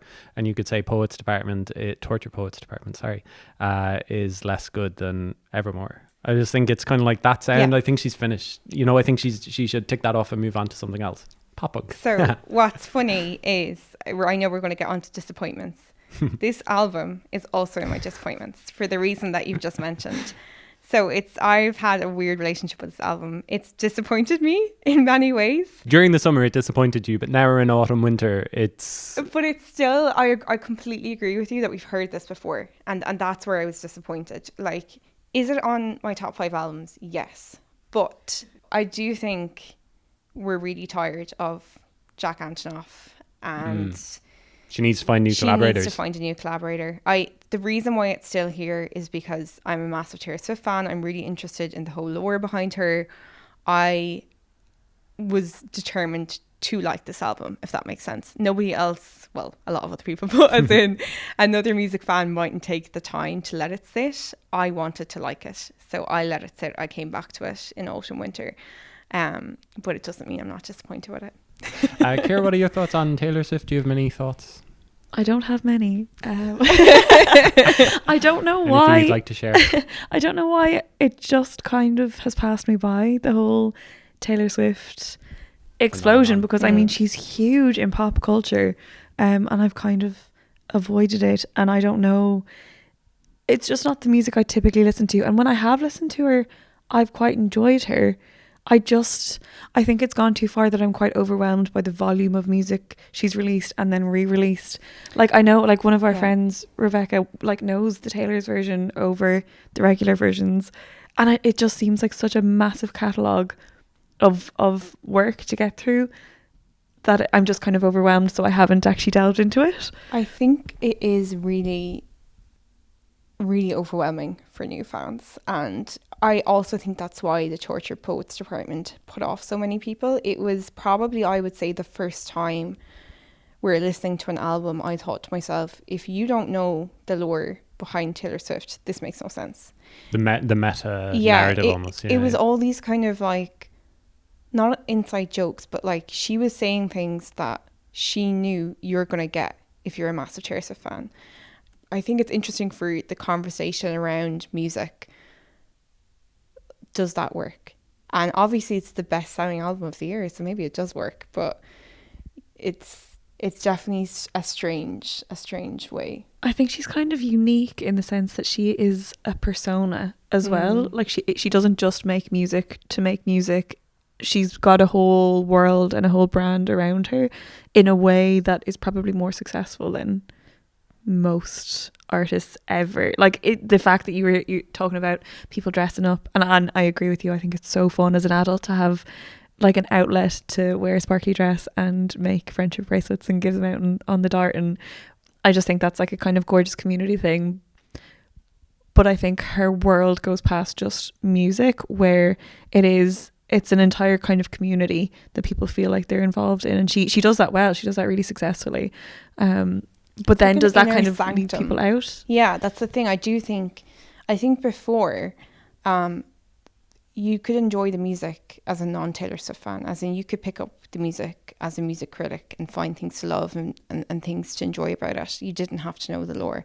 Whereas I definitely feel with the Torture Poets department, she's leaned into it, and the fact that she released a double album and gave people like that much content. I know some people hate music being called content, but I think with Taylor, it like to do that and to know that was going to be received is kind of wild. And some of the songs on Torture Poets as well are very, like, to see them live and to see people singing along to like one of the songs seems to be about her having a broken heart during the Eras tour and just having to do it anyways. It's called I Can Do It With a Broken Heart, and she's very much embracing that idea that she is a performer. She has to give every night 110%, and she can't let her own feelings kind of come through. And I saw that in June live, and there's a line in it where she is talking about every piece for breaking when the crowd chants more, and then she puts the microphone out and the whole crowd chants more. That's really meta. It's really meta. And you're kind of, I know there's been like arguments within the kind of Swiftie culture of like, is this good that we're doing this, that we're leaning into this? But I think she likes it. I don't know. It's wild. It's curated as well, though, because obviously she does that with intention. But I have to say, I'm really excited to see what she does next. I'm really worried that we're going to get something similar, but if we look back at the last couple of releases, like Midnights was very much a pop record. Then we had Folklore, we had Evermore. The Torture Poets I do think is different from Midnights. It's more similar than other things, but I'm hopeful as a Taylor Swift fan that the next thing she gives us will be different, and that maybe she'll have taken on board some of that criticism about the bloatedness and the working with the same producers. So I guess we'll wait and see. I think you have one more Taylor Swift note coming up later in the podcast. So if you have any more thoughts on Taylor Swift, you can get it off your chest then. A Lazarus Soul is my number 2 album. No Flowers Grow in Cement Gardens. A Lazarus Soul have been going for a long time, but it's only in the past 6 years after they released Long Balconies that they seem to have really acquired fans who are like, oh yeah, this is a great band that we're watching. No Flowers Grow in Cement Gardens features a whole cast of characters in the album. It's just Brian Brannigan is the vocalist and lyricist and just creates these whole stories, but he also touches on stuff like police violence and civil liberties on the opening track Black Mariah. He talks about gentrification of Dublin in The Dealers. He talks about how drugs can ravage a community on New Jewels, and all set to music by Anton Hegarty, Julie Bienvenue and Joe Chester, who's a great composer in his own right. Just a band who are just peaking at the top of their powers right now. There's poetry and heart flowing through this band, and yeah, they're finally getting their G's. They played Vickers Street in the end of October. I think I wasn't able to go, but I think they're playing again in March or April. So kind of, yeah, they're just reaching a nice level of success for them. So they're my number 2, and now we're going to go around the horn one more time and talk about our favorite albums. Cíara. My favourite album is quite a recent release. It came out at the end of October this year, and it's Laura Marling's Patterns and Repeat. Oh, beautiful. I also have this on CD, and again, for car listening, when you need to kind of just be taken down, and it feels like a hug. The album feels like a hug. So she recorded this in her home studio while her daughter was napping, and the whole album explores becoming a mother, aging, and the kind of how your life changes but how it can grow and expand with having a baby. She had her daughter in 2023, so it's really kind of it being thrown into the throes of new motherhood. But I think it's beautiful. She's got Child of Mine, Patterns, and then the closing track, second to closing track, Patterns and Repeat, explores kind of generational patterns that come down, and she looks into how her life might affect her daughter. And there's a couple of lullaby tracks on there too, and I just think it's gorgeous. It's a beautiful listening experience. Yeah, she always just makes like beautiful music. Did you get to see her at Other Voices? I didn't see her in the church, but I have watched her set since, and it's just her and a guitar. And I just think there's something so like almost religious about that experience. The church kind of brings that to life anyway, but it's just beautiful to see somebody stand there with just their voice and a guitar. It's so simple. I watched it after I came back from Other Voices and kind of had that really crazy busy couple of days, week. And I watched it on the Tuesday evening, kind of just lying down and reminiscing. And it was kind of a beautiful way to close off that long weekend. Great. What's your favourite album of the year, Nicole? Completely different vibe. My number one is Brat by Charlie XCX. I can't believe we're over an hour in and we're only mentioning Charlie XCX now. I know. Look, it was a cultural moment, that's for sure. But I think the reason why it's my number one is I wouldn't necessarily have been a fan of Charlie's. I have a couple of tracks I listened to and enjoyed, but I kind of prefer that. I suppose we're just talking about Laura Marling there, like the experience of seeing someone sing live with a guitar, like that's so special. And Charlie's sort of brash auto tune, like I don't care that I'm not singing live kind of attitude, was never really something that I particularly vibed with. But I just think there's so much more in Brat when you kind of go beneath the surface of it. It just really impressed me.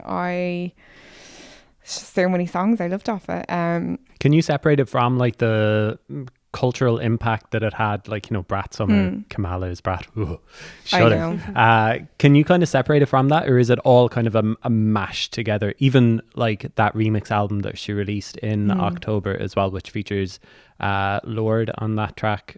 Girl So Confusing. Yeah, which seemed like a moment in and of itself. They were formerly rivals coming together. Can you separate Brat as just like an album on its own, or I think it's kind of impossible to do that almost. Yeah, I agree. I think it's impossible. I will say there's certain songs, like I think 360 and Apple, that are just so, they're the TikTok moments, they're the dances, but there's other songs that maybe haven't taken off particularly in the same way that I definitely feel I can. But yeah, it's just the second last song on the album, I think about it all the time, is about her talking about fearing that she's running out of time to make the decision whether she wants to be a mother. And that's just not the kind of song I think you expect to hear on an album called Brat that's all about partying from the outside.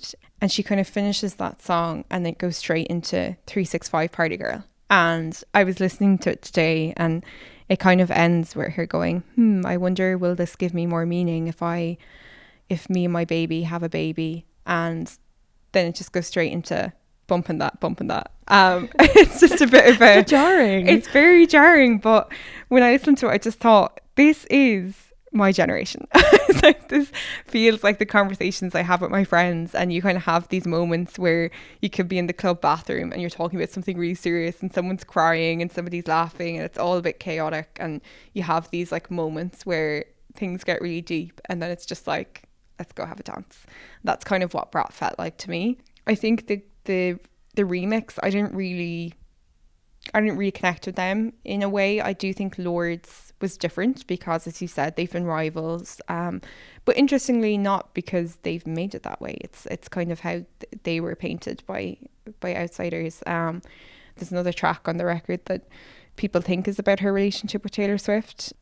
So I do think it's interesting that she brings these themes in a way. To me, there's parts of it that do represent kind of girlhood and these nights out you have with your friends and these deep moments, but then she's also talking about how it's so confusing to be a girl and we can feel jealous of each other and we can feel envious and scared and then ashamed of how you feel. But she worked out in the remix. So that's what I'm bringing into 2025, and I hopefully will see her at least twice next year. So I'm really looking forward to that.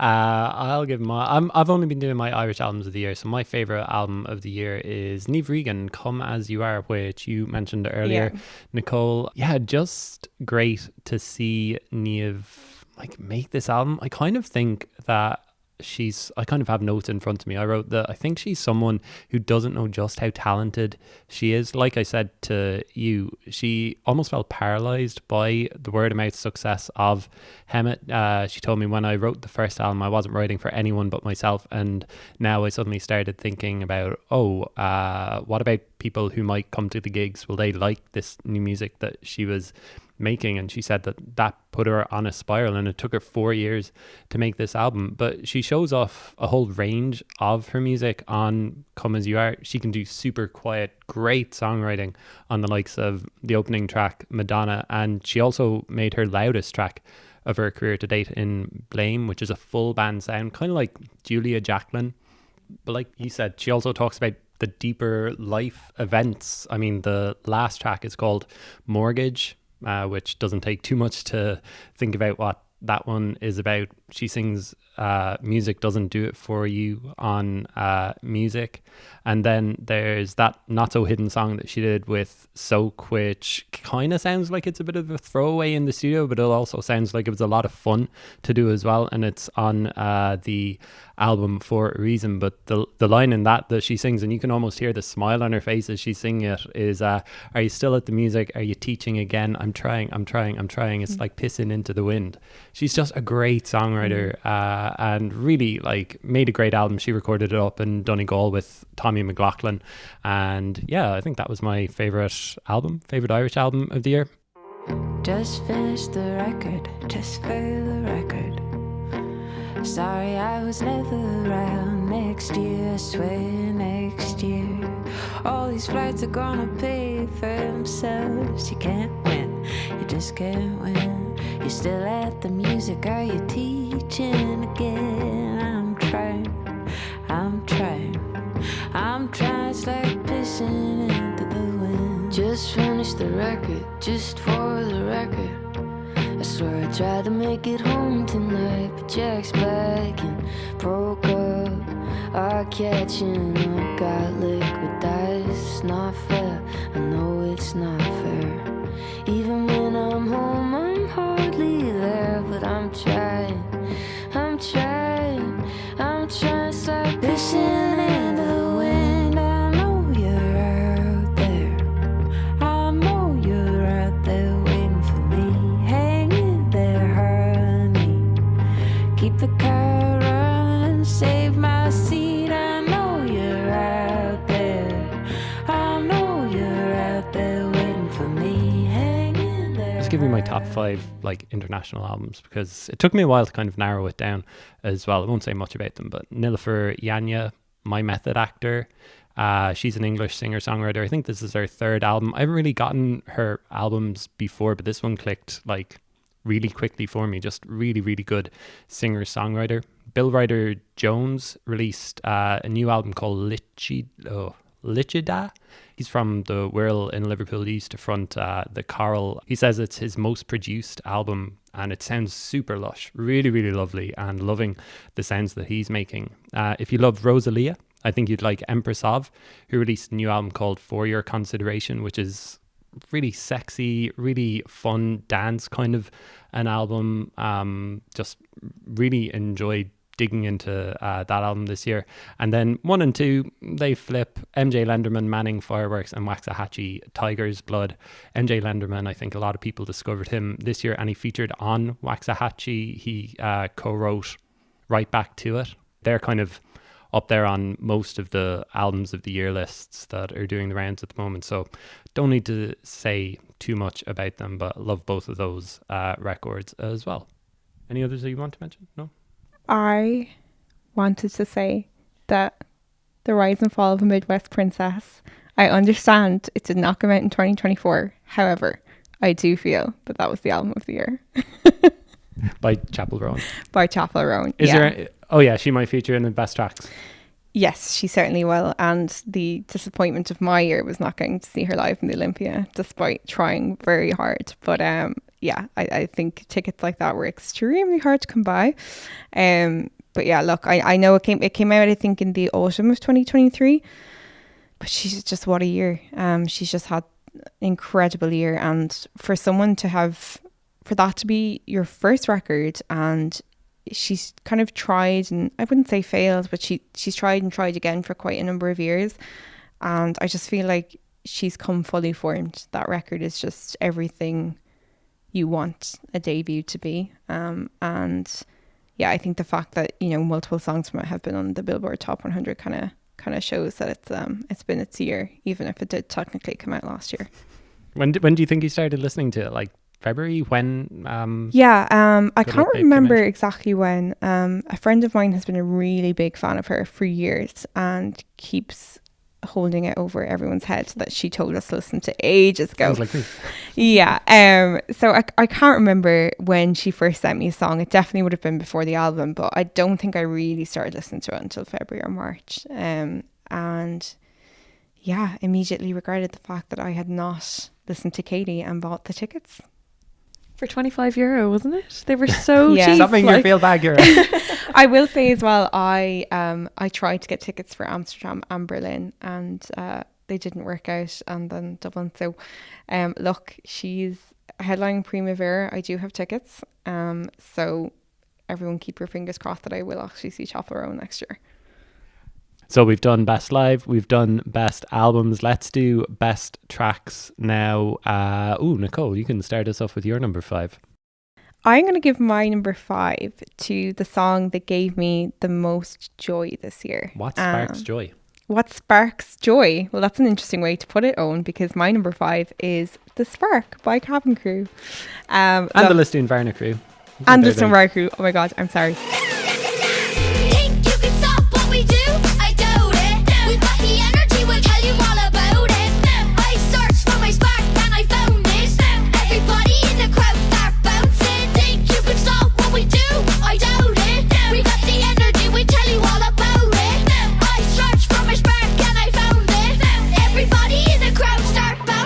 Such a fun song, and what an incredible moment for those kids. I mean, they have a Grammy nomination.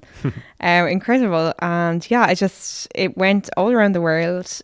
A proper viral hit, wasn't it? Yeah, which I haven't seen something like that in a while from, I suppose, a smaller artist, I guess, would you put it that way? But yeah, it was just such a fun moment. Yeah, I suppose when I look back on the year, that's one of those songs that jumps out at me. Just a feel-good story as well. The Cabin Crew has been going since 2012, run by Gary McCarthy, GMC Beats in Lisdoon Varna in Cork, literally giving a voice to the youth of the north side of Cork, something to kind of get them interested in making music and showing them what can be done. And like, they've released music before, but for some reason this song just hit hard this year, and it's kind of irresistible. They just look like they're having so much fun.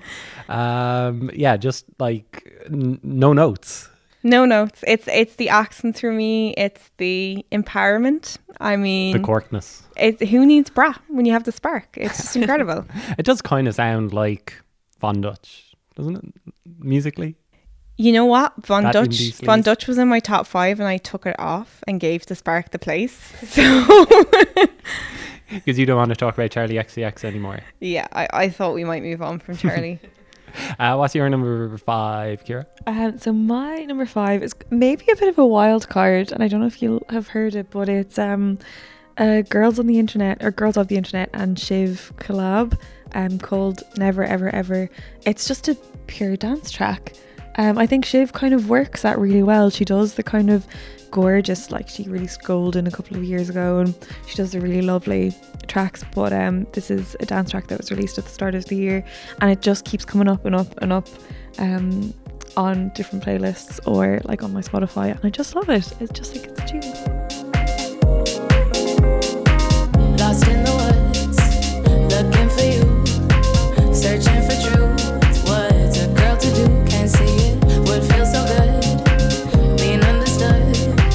Did what I should, I played the fool, and I tried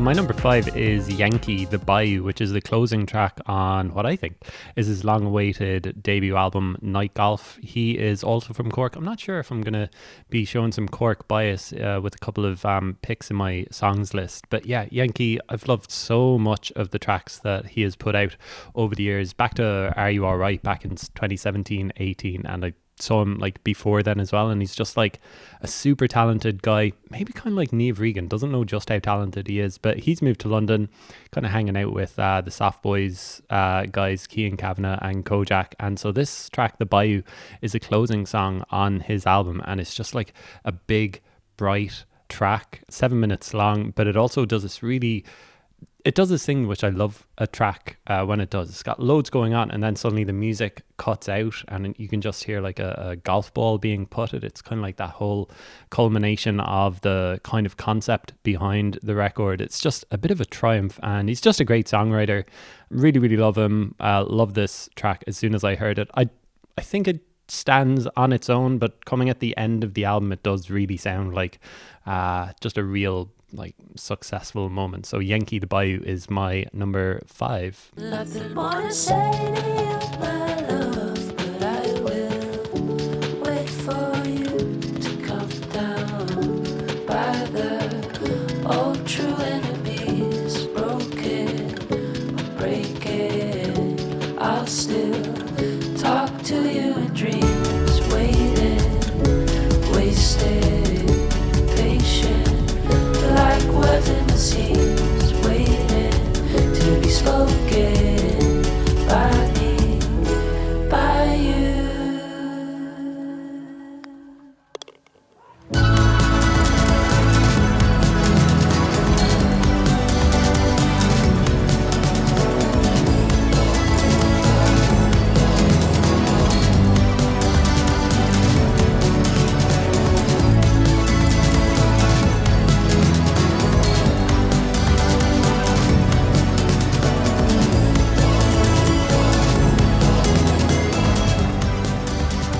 Nicole, over to you.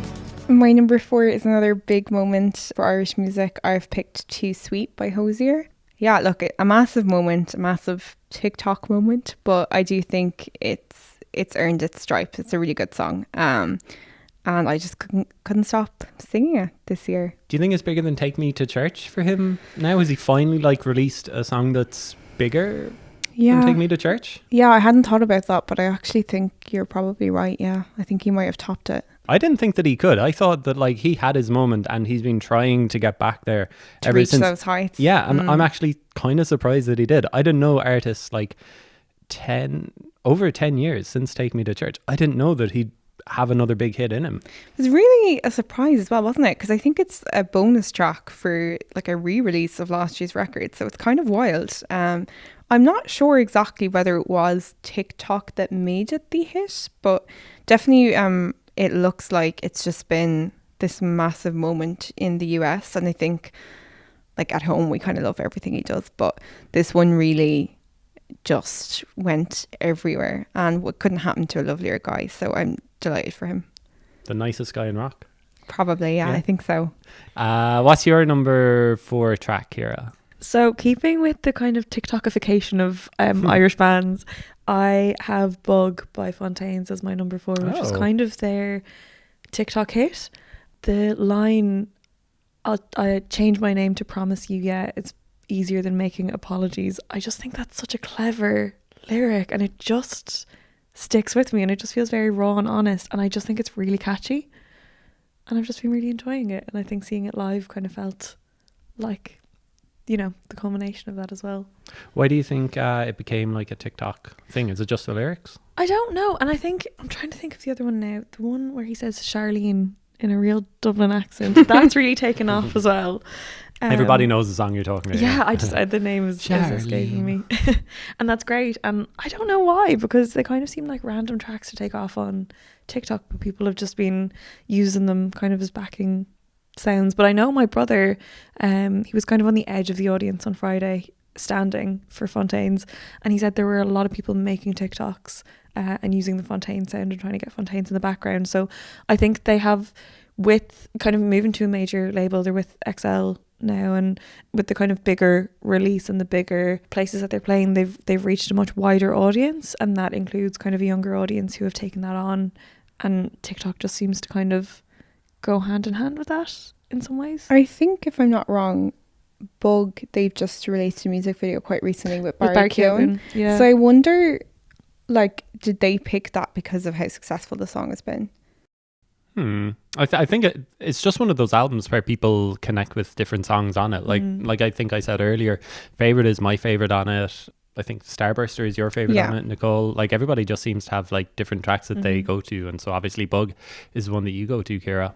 Seamus Highland, Navan Road is my number 4 favorite track of the year. It hasn't been as standout a year for trad music this year. Last year we had both Lankham and John Francis Flynn and Lisa O'Neill all releasing albums, and there haven't been as many this year. Seamus Highland is an accordion player from Waterford who has done the rounds in Dublin, playing in various sessions. He's played with Lisa O'Neill, he's played with Mary Wallopers and John Francis Flynn as well, and he released his debut album Modern Downig over the summer, I think maybe at the start of summer. It's also got one of the best looking album covers of the year.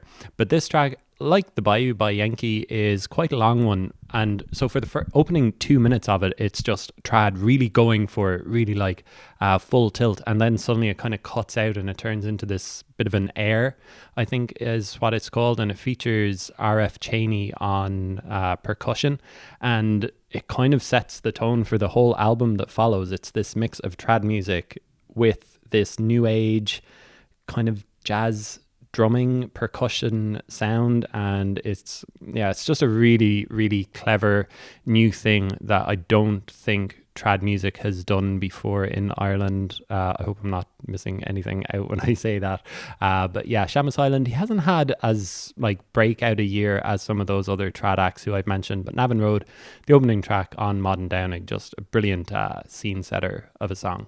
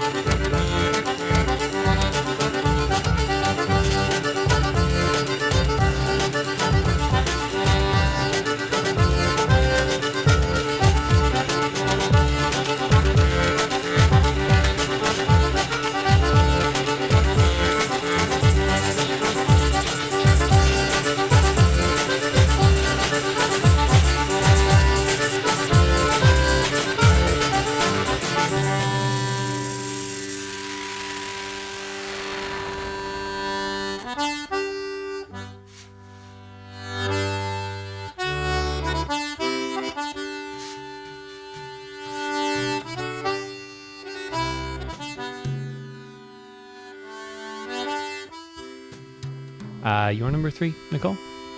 Yeah, so my number 3, I wanted to give it to Billie Eilish, and I'm kind of stuck between whether to give it to Lunch or Birds of a Feather, but I think I'm going to give it to Birds of a Feather. I think those were probably the 2 standout tracks from the record this year.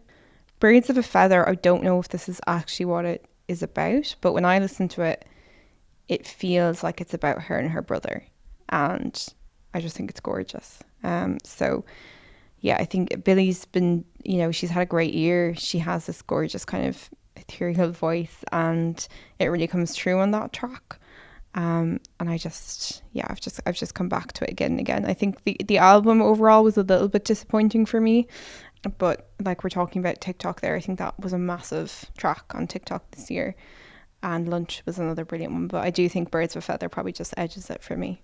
I'm surprised that you say that it's a disappointing album, because she did that thing of like not releasing any songs beforehand. So obviously some of the songs have connected with people and kind of made them their own, but the album overall hasn't really like hit as much. No, so I've kind of included it in my disappointments of the year, even though I have listened to it. I would love to see her next year, but I think similar to the conversation with Taylor Swift, Billie has just kind of given us more of the same, and I do think production wise I'm just kind of tired and Of the Billie Eilish sound, the Phineas sound. of the Phineas sound. okay. I'm sorry. Yeah, I just think she needs to branch out a little bit, and I get that, you know, she's been making music with her brother since she was a kid. That's probably really difficult, and the fact I think that she exploded when she was so young, like it must have been a big comfort to kind of have your older brother, who had been making music for a long time himself, be with you for every part of that journey. And it's ironic because I'm saying Birds of a Feather, and I kind of think that that maybe is inspired by their relationship, but I think it's time for him to let her spread her wings and find someone else to work with. How interesting. What's your number 3, Cíara? Someone who's gotten a mention quite a lot throughout the podcast, and interestingly, when you said this kind of felt like something that came together in the studio, maybe as a bit of a throwaway, but mine is Niamh Regan and Soak with Record. Again, just the lyrics I think are so honest and fun at the same time, and I just think it's a gorgeous listen, and their voices work so well together. And I think it really hit when I saw it live a couple of weeks ago in the Guinness Storehouse, and it was just like a beautiful moment. And she was kind of talking about it afterwards, about leaving teaching to pursue music, and her own perceptions of it and other people's perceptions of it, and people kind of not taking music seriously and taking, you know, teaching as a more serious career. I just think it was a fun way for her to explore that kind of change of life. Is this a Niamh Regan stan podcast? Well, I was thinking, I think maybe she's the artist of the year, we've decided. Yeah. From this, we've all shouted her out in the different sections respectively. So yeah, Niamh Regan, artist of the year. I do actually think that they should make an album together. So They should. Niamh Regan, I Yeah, think would be because Soak incredible. did a whole, like that whole set. Soak did kind of like was nearly a stand-in musician. And they played a lot of the songs together, even though Soak hadn't like initially been on them. So My number 3 track of the year is Blockbuster by Travis and Els. They're 2 rappers who hit top spot in the Irish album charts with Doghouse. Can you believe it's the first ever Irish rap album to be number 1 in the country? This was the breakout single from it right at the start of the year. I remember listening to this throughout January. Just a killer song. Just has loads and loads of swagger. They released a mixtape last year. Guess who held them off number 1, Nicole? Was it my girl Taylor? It was Taylor Swift who held them off. It was Taylor Swift who held them off last year, and they beat out another pop princess in Ariana Grande this time around to get number 1 in Ireland with Doghouse. So yeah, Blockbuster, just a really, really great song. I got to interview them earlier in the year. They're doing really cool stuff. Look forward to hearing a lot more from Travis and Els. Els, who has the most, like, it sounds like he's just gotten out of bed, comes out and just starts rapping. It's so deep and it just sounds so cool. So yeah, that's my number 3 track of the year. Your number 2, Nicole? My number 2 is Chapel Roan, Good Luck Babe. Okay, now you can talk about Chapel. Now I can talk about Chapel. Yeah, look, it's just such a good song. Like, it's one of those things where I can't even talk about it because I'm just like, what a song. You're glowing. You're Like, you literally, can't stop smiling. It's just so well written, such a bop. The bridge is just incredible. And yeah, it just makes me, I've been to a couple of sort of club nights and moments at festivals where this has been blasted and everybody's just screaming at their top of their lungs. And it's just not a song I think that you would have predicted maybe it was going to be the hit that it was. It's kind of one of those like sleeper hits. Yeah, it's incredible. And I think, for members of the LGBTQ plus community to kind of have this, I haven't given it Song of the Year, but that's only because the thing I have at number one. I think has to be Song of the Year. Ooh, But great setup. Great setup. But to have a song about kind of, you know, a relationship with a woman and going, you're going to look back and regret that you kind of shoved this down, went off and married this man. You're going to wake up in the middle of the night and you're going to think of me. It's just incredible. I love it. I love it so much. And I'm just so excited for what Chapel has coming. I think she's had such an intense year, and I know she's cancelled a couple of shows and people have been a little bit worried that, you know, she's burnt out. So my wish for her is that she just takes a rest for a few months. I think if she goes away and comes back with one or two songs just before festival season kicks off, that would be the best thing she could do. And I, for one, will definitely not be getting sick of Midwest Princess anytime soon. So I'm happy to see what's next. Yeah, it's such a positive message behind this song. She says, I needed to write a song about a common situationship within queer relationships where someone is struggling with coming to terms with themselves. It's a song about wishing well to someone who is avoidant of their true feelings. And it's just been crazy seeing that song just like be everywhere this year. So yeah, what's your number two, Cíara?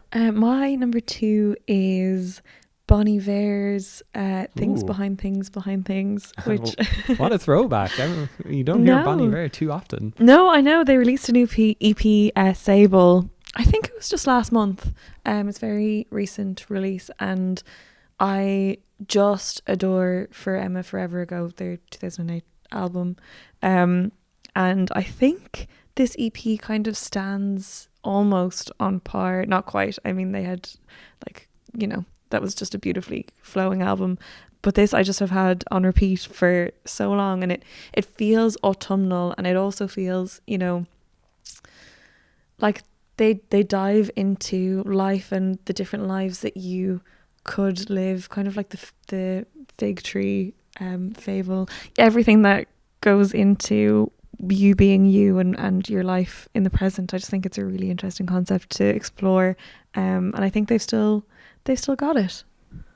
It took me so long to get into like 22 a Million by Bon Iver, you know, like loads of like bells and whistles going on with it, that it's almost jarring to hear this new stuff, which is a complete throwback to For Emma Forever Ago. I'm almost like, oh, but it took me so long to get into the I'm new used stuff. to it now. How am I supposed to go back to the old stuff? So I haven't really listened to it that much, but good to hear that still making great music, still what an amazing voice. Someone else with an amazing voice is my number two track. Junior Brother released a one-off single this year called Take Guilt. Just a brilliant song. It's just shy of 5 minutes, but it goes through so many twists and turns over the course of it.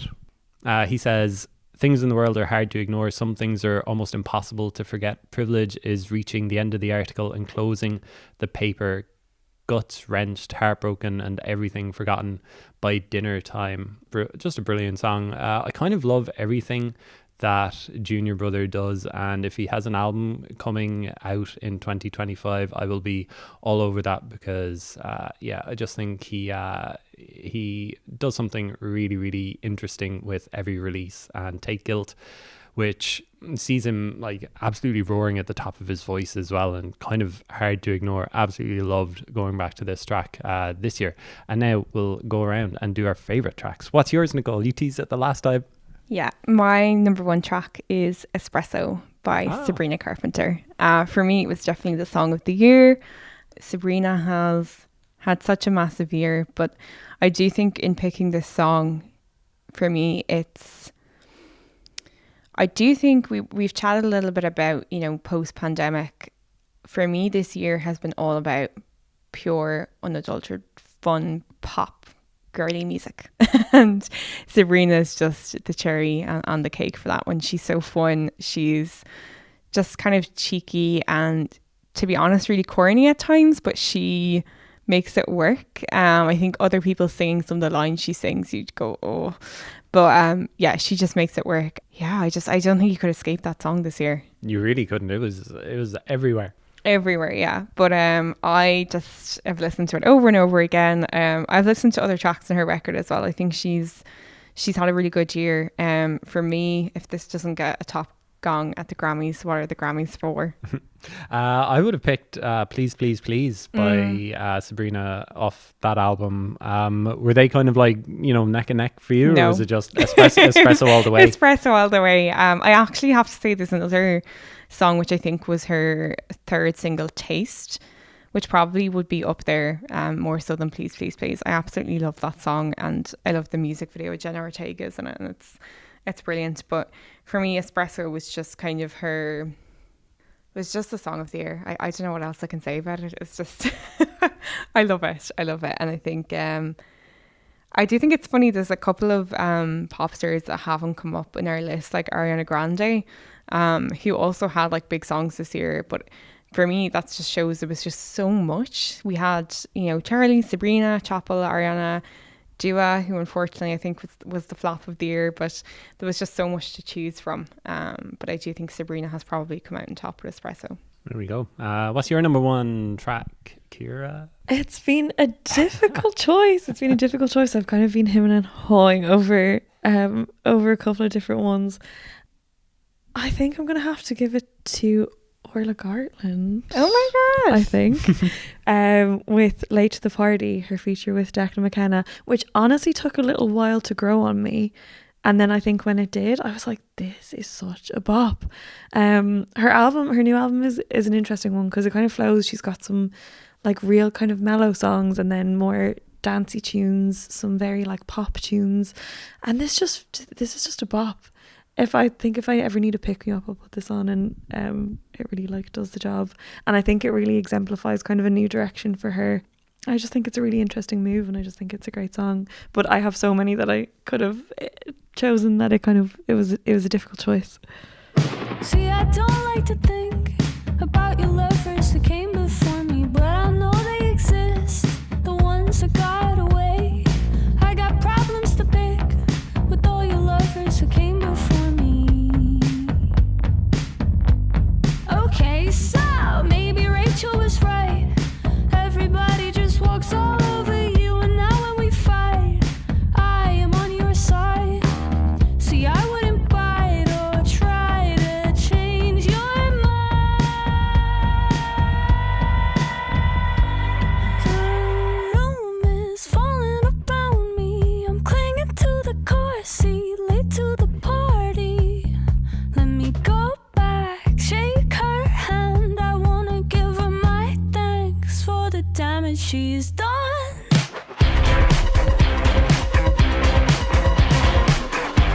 I'm late to the party, and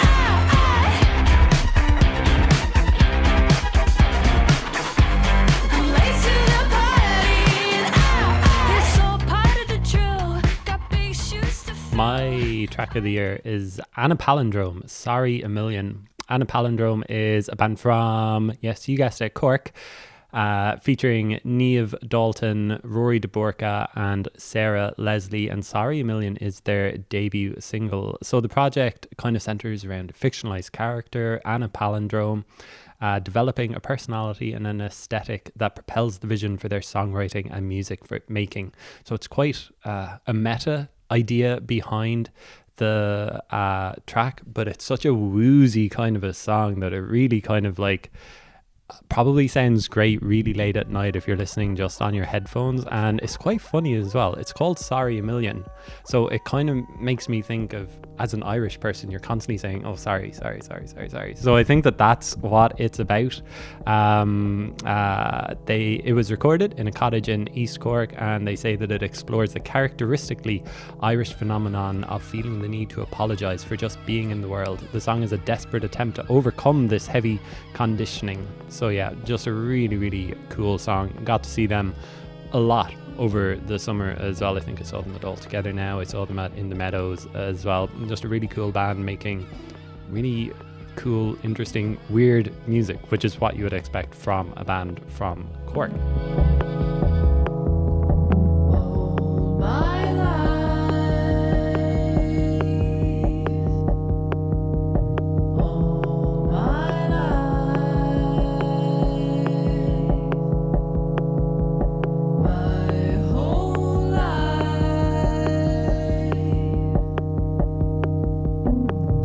All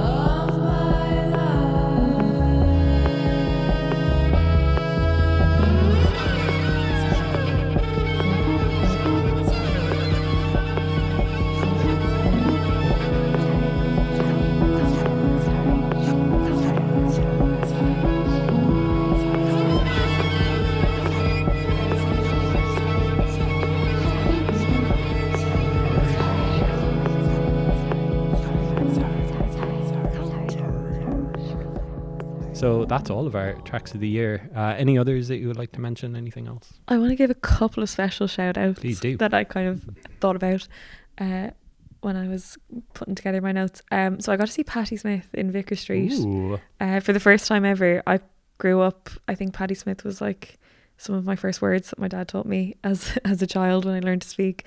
So we went together this year, which was just really special. It was her and her son Jackson, and she had 2 other session musicians with her. And musically, it was fine.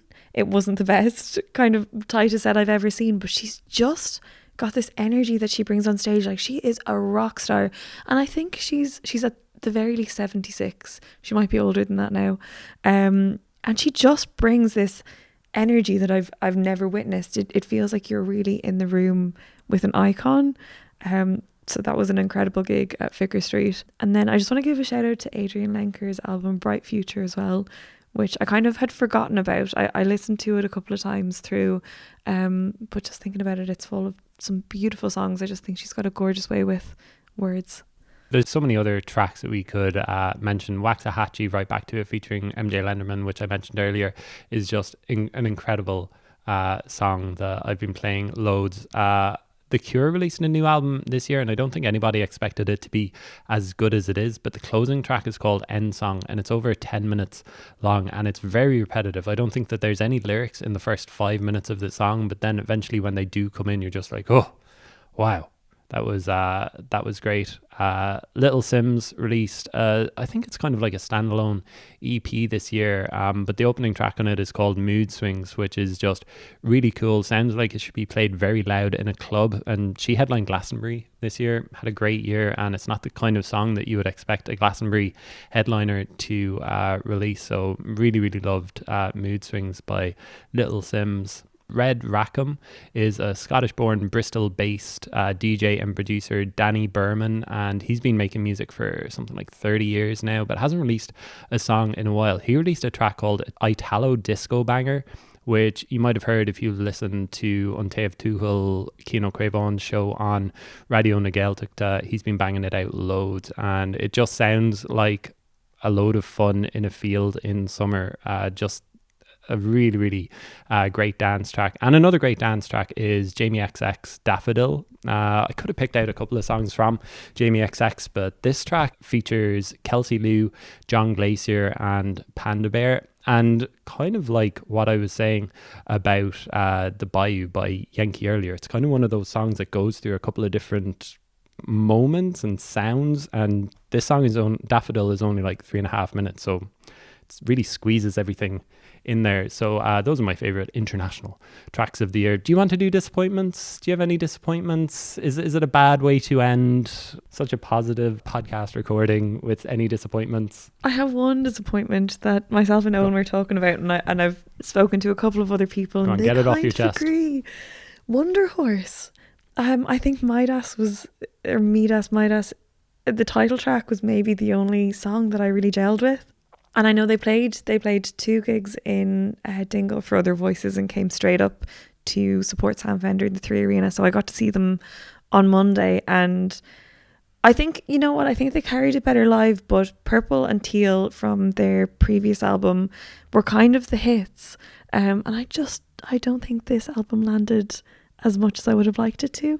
That's okay. Don't you feel so much better getting it off your chest? It's a safe space. Do you have any more disappointments, Nicole? Yeah, my settle in. Tell us everything. My flop of the year, unfortunately, was Dua Lipa. I didn't actually. I had to look it up. That was actually this year. Radical Optimism. Yeah, it kind of didn't really do much. No, and I have to say the first single, Houdini, I thought was a brilliant track.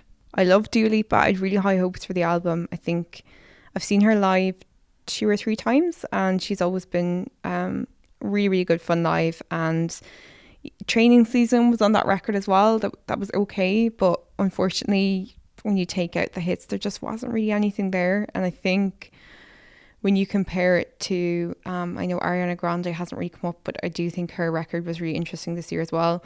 So when you're comparing her to her peers, like, she just got lost in it. And it's such a letdown, because Future Nostalgia, I really think, was such a brilliant record. So I had really high hopes. So that's probably my biggest disappointment. And like she did the Barbie song last year, Dance the Night, which was inescapable and probably Yeah. one of the songs of 2023. And so for the album to kind of disappoint is a real surprise because she tried like really hard. She did, and she has the voice. She has so many big songs, I suppose, from all of her other records that I just don't know why it didn't work for her. I do think she'll probably come back better. I can't imagine that this is the start of a downward spiral. I do think it's just a little flop and she'll be back. My other two kind of slight disappointments were probably, ironically, the Tortured Poets, even though I did come around to it in the end, but initially definitely, and Billie Eilish's. And I think both for the same reason. I just think that they have a lot more to give, and if they were to sort of step out of their comfort zone, and in fairness to Taylor Swift, I think she's done that. You know, she's had a longer career, she's tried different things, she's settled into a groove now that I think she's too comfortable in and she needs to jump ship. Billie, on the other hand, has just given us 3 records that are similar, and her first album was just something so new, something so unique that I'd love to see her kind of take a jump. And maybe it won't work, but that's fine, because I think she's such a respected artist now that even if it doesn't work, we're going to be all around for the following album, do you know, that kind of way. So she just needs to be brave, I think, and take a little leap of faith. I'll just list 2 disappointments for the year. I think this one is on me, but I'm pretty sure it's the first time that I can remember it happening that I thought that I had tickets for a gig, and I was like very excited about seeing MJ Lenderman in the Workman's Club just as he's blowing that's up. awful. I saw so many videos from it as well. And I was like, oh yeah, I'm going to see him in November. Yeah, can't wait to see him. It's going to be an amazing gig. And then I was like looking at my Ticketmaster account, and I was like, oh, maybe it's on one of those other apps that I bought tickets. And I was just like, apparently I didn't buy tickets. Oh no. How do you do that? So Heartbreaking. that was a big disappointment. A bigger disappointment was an act that I did see, Kylie Minogue at Electric Picnic. I completely agree. I was reviewing it for the Examiner. I think I gave it 3 stars, but the more I think about it, the more disappointing I get by that set. First time seeing Kylie Minogue, not the right crowd for her. I think she's in her mid-50s now. I think Peggy Goo was on at the same time. I and left loads of people to go see went Peggy to go Goo. see Yeah. Peggy Goo. Not the right crowd for her, but also she got out the Black Madonna for their collaborative track, and it was the most awkward thing that I've seen on a stage this year. They wheeled out these decks that weren't plugged in, and Black Madonna was Blessed Madonna, sorry, is what she's called now, was just kind of dancing awkwardly next to Kylie, who was also behind the decks, and they were just dancing awkwardly. Everything was really awkward.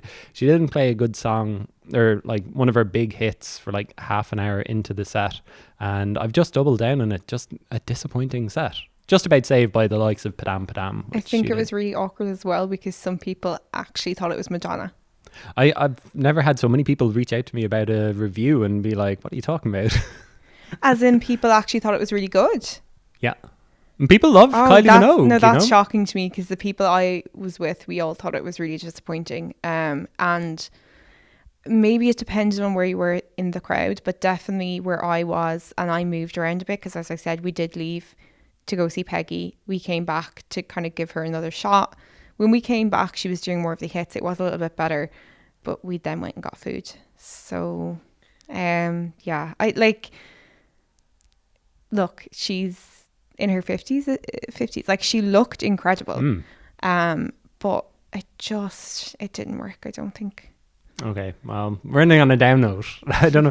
Why don't we do what we're looking forward to next year? Yes. That's positive. You're looking forward to the summer of pop girlies, seeing all your pop Yeah, girlies? we have Dua, who I will go see even though the record was a flop, because I think she gives the people what they want, so she'll probably do all the hits. We're going to have Charlie. Who else is coming to Ireland? I mean, there's so many. I The can't. All Together Now lineup, I'm Yes. incredibly excited for. They've announced Fontaines, Gurriers, CMAT. Hines. Who else? Like everybody they announced is just Michael so Kiwanuka. exciting. Yes, he'll I'm be going to see amazing. him in Paris in February, and I have to say, I think if his album had come out a little bit earlier, he probably would have been in one of my top. It's just I'm kind of staying with it right now, so it's a bit too early for me to say, but I definitely think people are in for a treat seeing him next year. Yeah, it's just always nice when you're in the depths of winter and you're just looking forward to the summer festivals ahead and like lining up all of your gigs. It's just always something to look forward to, like the next great thing that you're going to hear. I can't wait to do this again next year. What songs are we going to be chatting about in 12 months' time? Okay, will you leave it there? Yeah? Okay, thanks a lot, Nicole. Thanks a lot, Thank you. Cíara. Thank Great you so job. much.